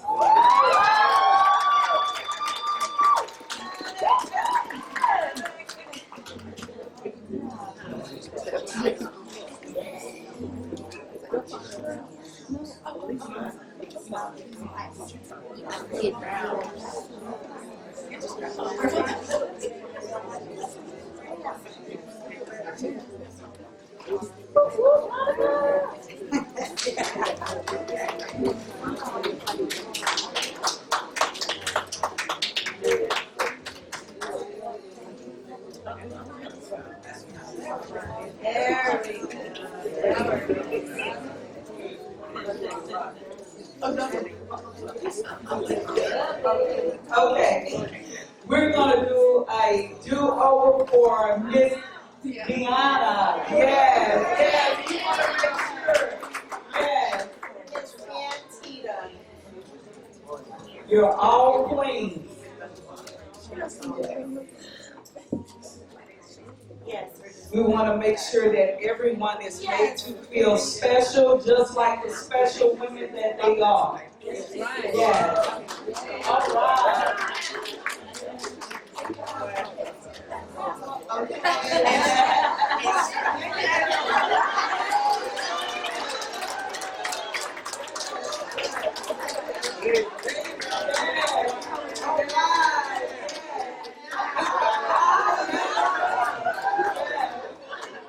Oh, yes. Thank you. Well deserved.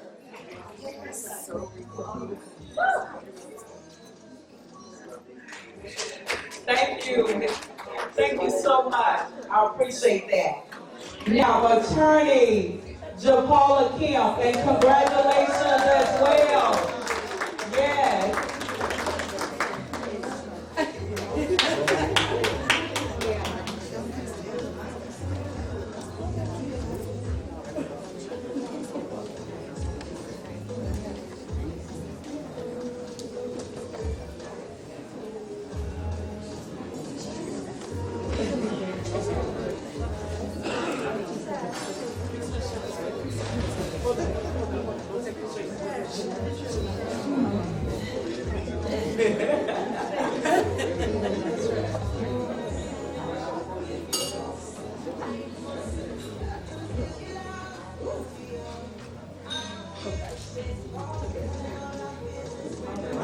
Thank you so much.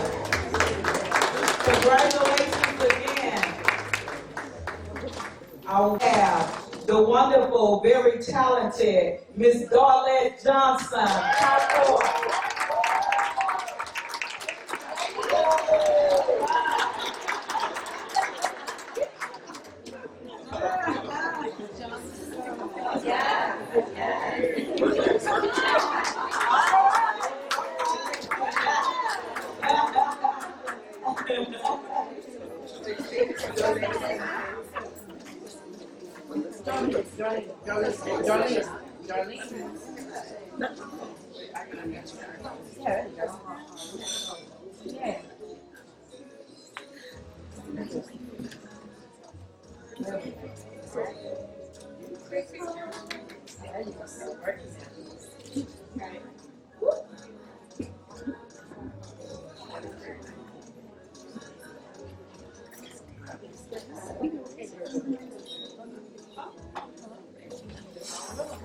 Thank you so much, Ms. Darlette. Continue the great work instilling in the young lady that they are somebody.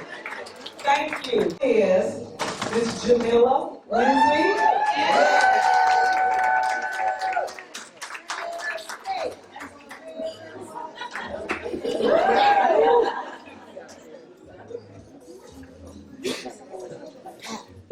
It's okay, I got it. It's okay. I got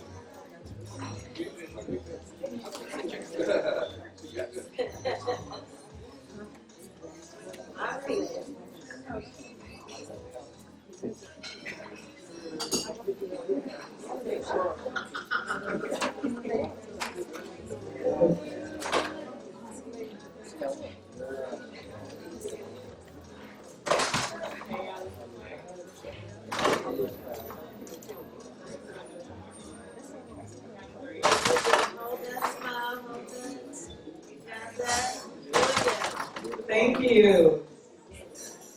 Next we have Miss Verlika Thomas. Verlika, beautiful. All right.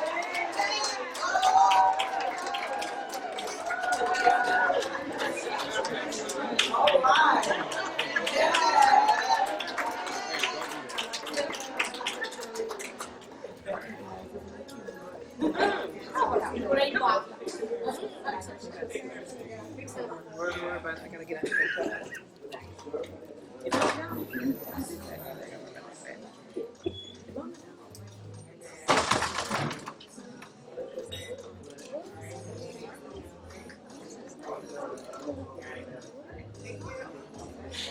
All right, thank you.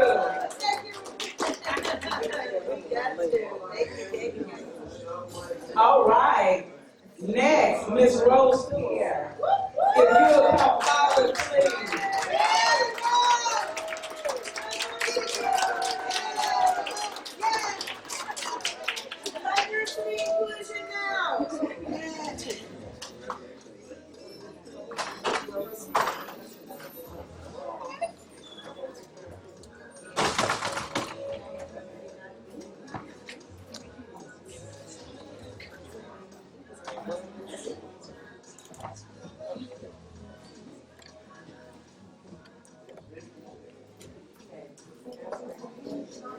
Oh, hold on. I'm so sorry. We're gonna.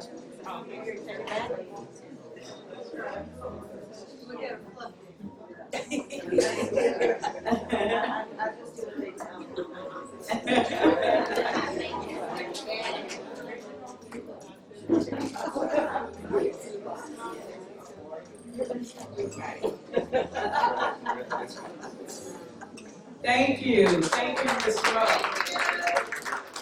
And next we have the beautiful Miss Angela Bates. All right.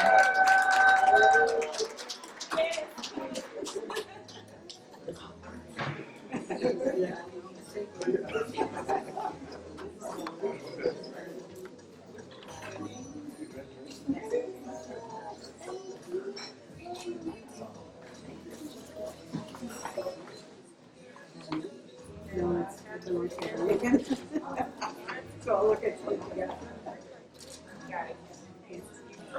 you so much.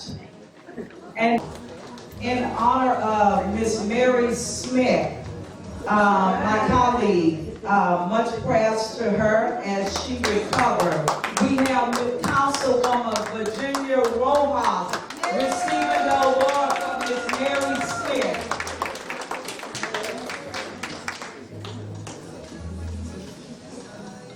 Can I say one thing real quick? Oh.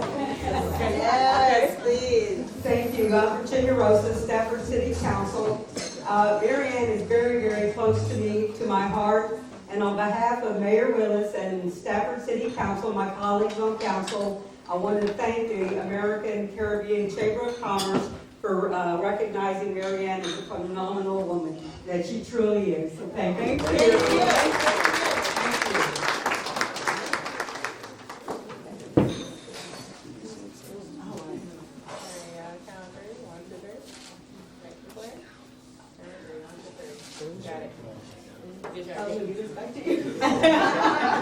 Thank you so much again, Councilwoman. It's been a pleasure. Thank you so much.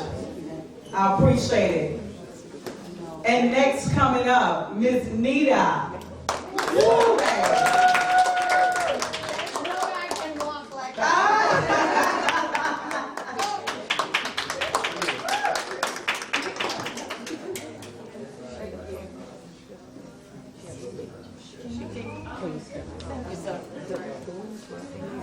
Thank you so much. Yes, thank you.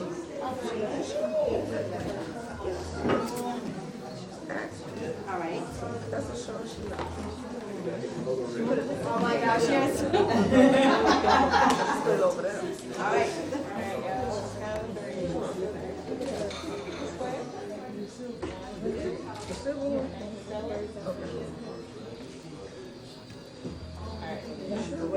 Thank you. Thank you so much. Thank you. All right. Next we have the beautiful Miss Rachel Luna. Yes.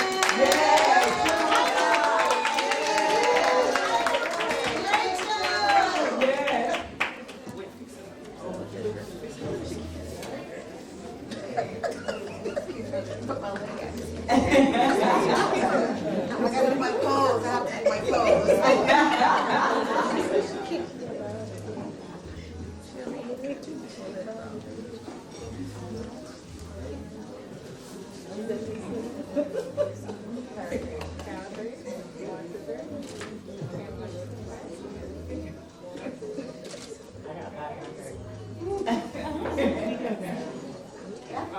All right, thank you. Thank you for being a phenomenal woman. Keep up the great work. And last but not least, this beautiful young lady, strong, powerful. That's my colleague as well. Out there in the political field, Miss Tasha Dennis.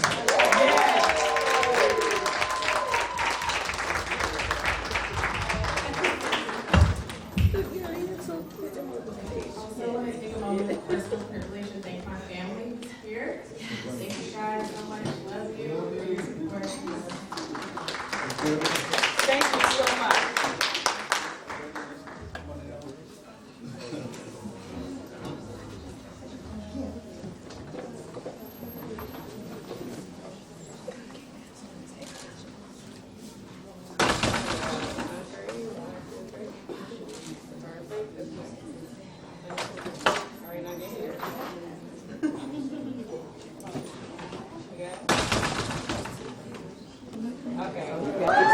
Congratulations again. Good luck on your studies, Tasha. I know you're going to do amazing things. Keep at it. And now we want to just recognize this beautiful lady. She was also one of our last year honorees. She's always in the trenches with the chamber as well. And we want to recognize Miss Jennifer Goodall. If you'll come forward, please.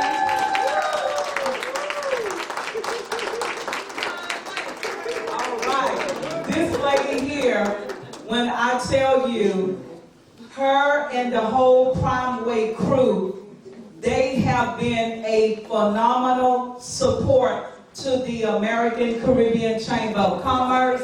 We definitely want to say thank you. Words cannot express how thankful we are for everything that you guys do, including Michael Green. Thank you, sir. I appreciate it. We just believe in giving you your flowers now. You are a phenomenal woman. Thank you. Thank you for always supporting our efforts. We appreciate it. Thank you so much. All right. Last but not least,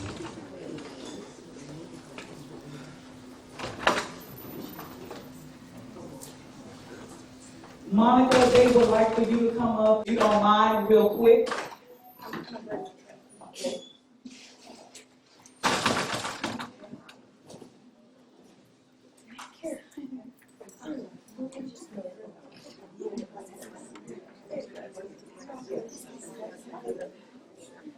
We want to make sure.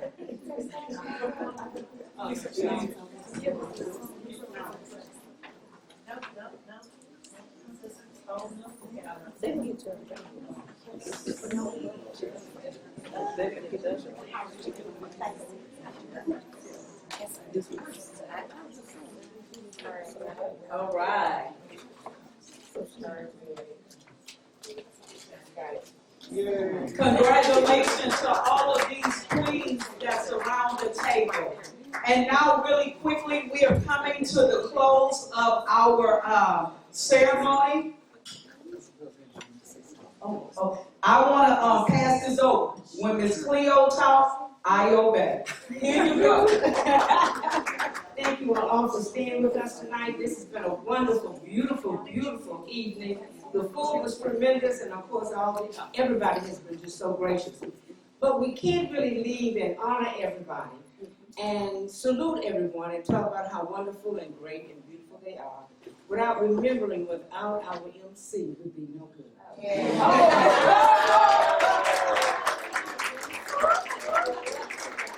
So we want to make sure that we recognize all the work that she does. She is the voice behind us, keeping us, everybody on time. Ms. Andrea Jones. Thank you. Thank you, beautiful. I appreciate that. Thank you.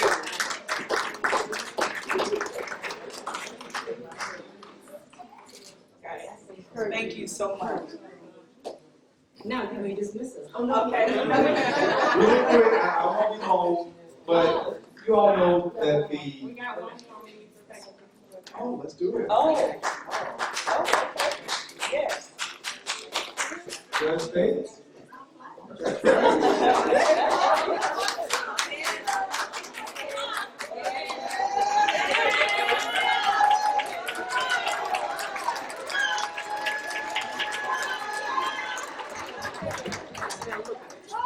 Yes.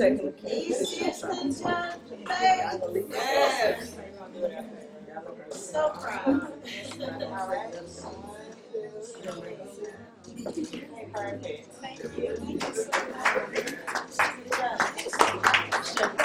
All right, I know it's been a long evening. I will be very quick, but I would be remiss if I didn't recognize the American Caribbean Chamber of Commerce for being great pillars in our community, paying it forward, always advocating for those less fortunate. When Hurricane Harvey hit, they were there. COVID, every disaster, they're always there advocating, making people aware about elections, doing everything they can. Toy giveaways, bike giveaways, turkey giveaways, food giveaways. They are always giving back and paying it forward, always behind the scenes, never trying to take credit. And so the entire board, Mr. Baptiste, our founder, Dr. Baptiste, who's always trying to stay behind the scenes, Constance, Deborah, everybody. It takes a village. They are phenomenal. I wanted to present to you all for always doing everything for everyone else.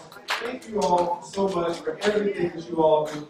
I hope everyone that's here will always remember to give thanks, but do what you can to support the chamber. They do everything, and I mean, they do it lean. But look how beautiful this room is. This is a great occasion, and I just want you all to know we love you, and we appreciate you so much. And God bless you all. Thank you. Thank you. Thank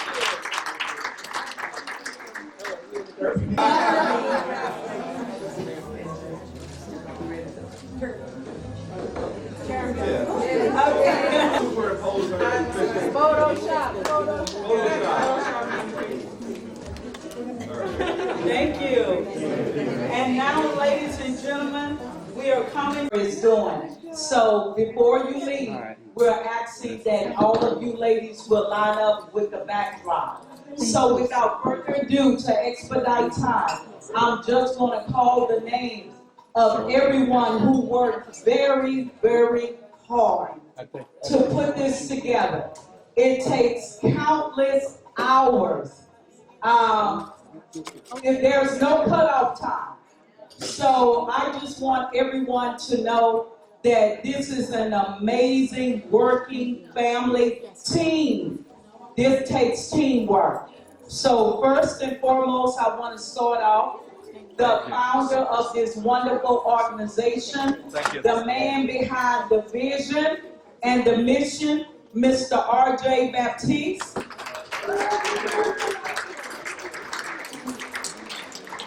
Thank you, sir, for everything that you do and what you're wanting to do in the future. You are amazing. Thank you for your vision, always.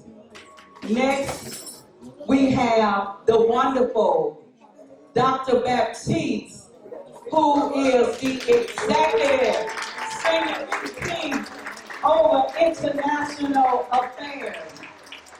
She and I, yes, so deserving.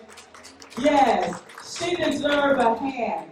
I want everyone to know, just like Dr. Juanita said, us as black women, specifically, all women, always lifting, supporting. You do amazing work behind the scenes. And I want everyone to know, this is the Senior VP, Executive Senior VP of International Affairs, as well as the Program Director. And I want her to, as she have received her flowers, you are amazing, and it's been a pleasure to work alongside of you. Thank you, and keep doing what you're doing. Thank you so much. Next on our executive board, everyone already knows my name is Constance Jones. I am the Executive Senior VP over Community Affairs, as well as I am the Chamber's Chief Compliance Officer and their HR Officer, as well as I must always recognize I am also a state officer with the Texas Black Caucus. And I too am proud to be a part of this organization. And I'm thankful that they gave me the opportunity to work with such amazing people with a great vision. Our next executive board member, Steve Okora, in his absence, I want to recognize him. He is the Executive Senior VP over Legal, Attorney Steve Okora. We want to recognize him in his absence. Next, our board of directors. We got some phenomenal, hardworking. It is just great to work alongside these amazing people. And when I tell you, it's not empty words.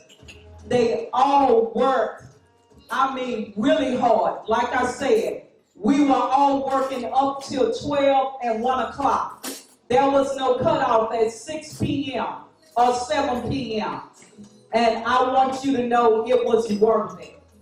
And now, the next person that I know everyone in this room knows, She is the person behind the emails, the follow-up phone call, making sure our senior VP, Ms. Deborah Ken, of Operation. Yes. Thank you, Deborah, for all that you do. I know that we have also, like I said, the phone calls didn't stop. 1 and 2 o'clock, we're working to put this event together. She did an amazing job, and I thank you for all of your work. Next, the Godfather. Our senior VP of Logistics and Resources, Mr. Mahmoud. Yes, thank you, sir, for everything that you do. That is our nickname for him.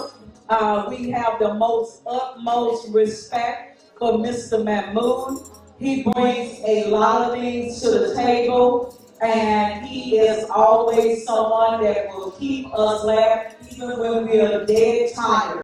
We leave it up to Mr. Mahmoud to crack a joke and say, hey, we got to keep going. Thank you so much, sir, for your personality and your tenacity.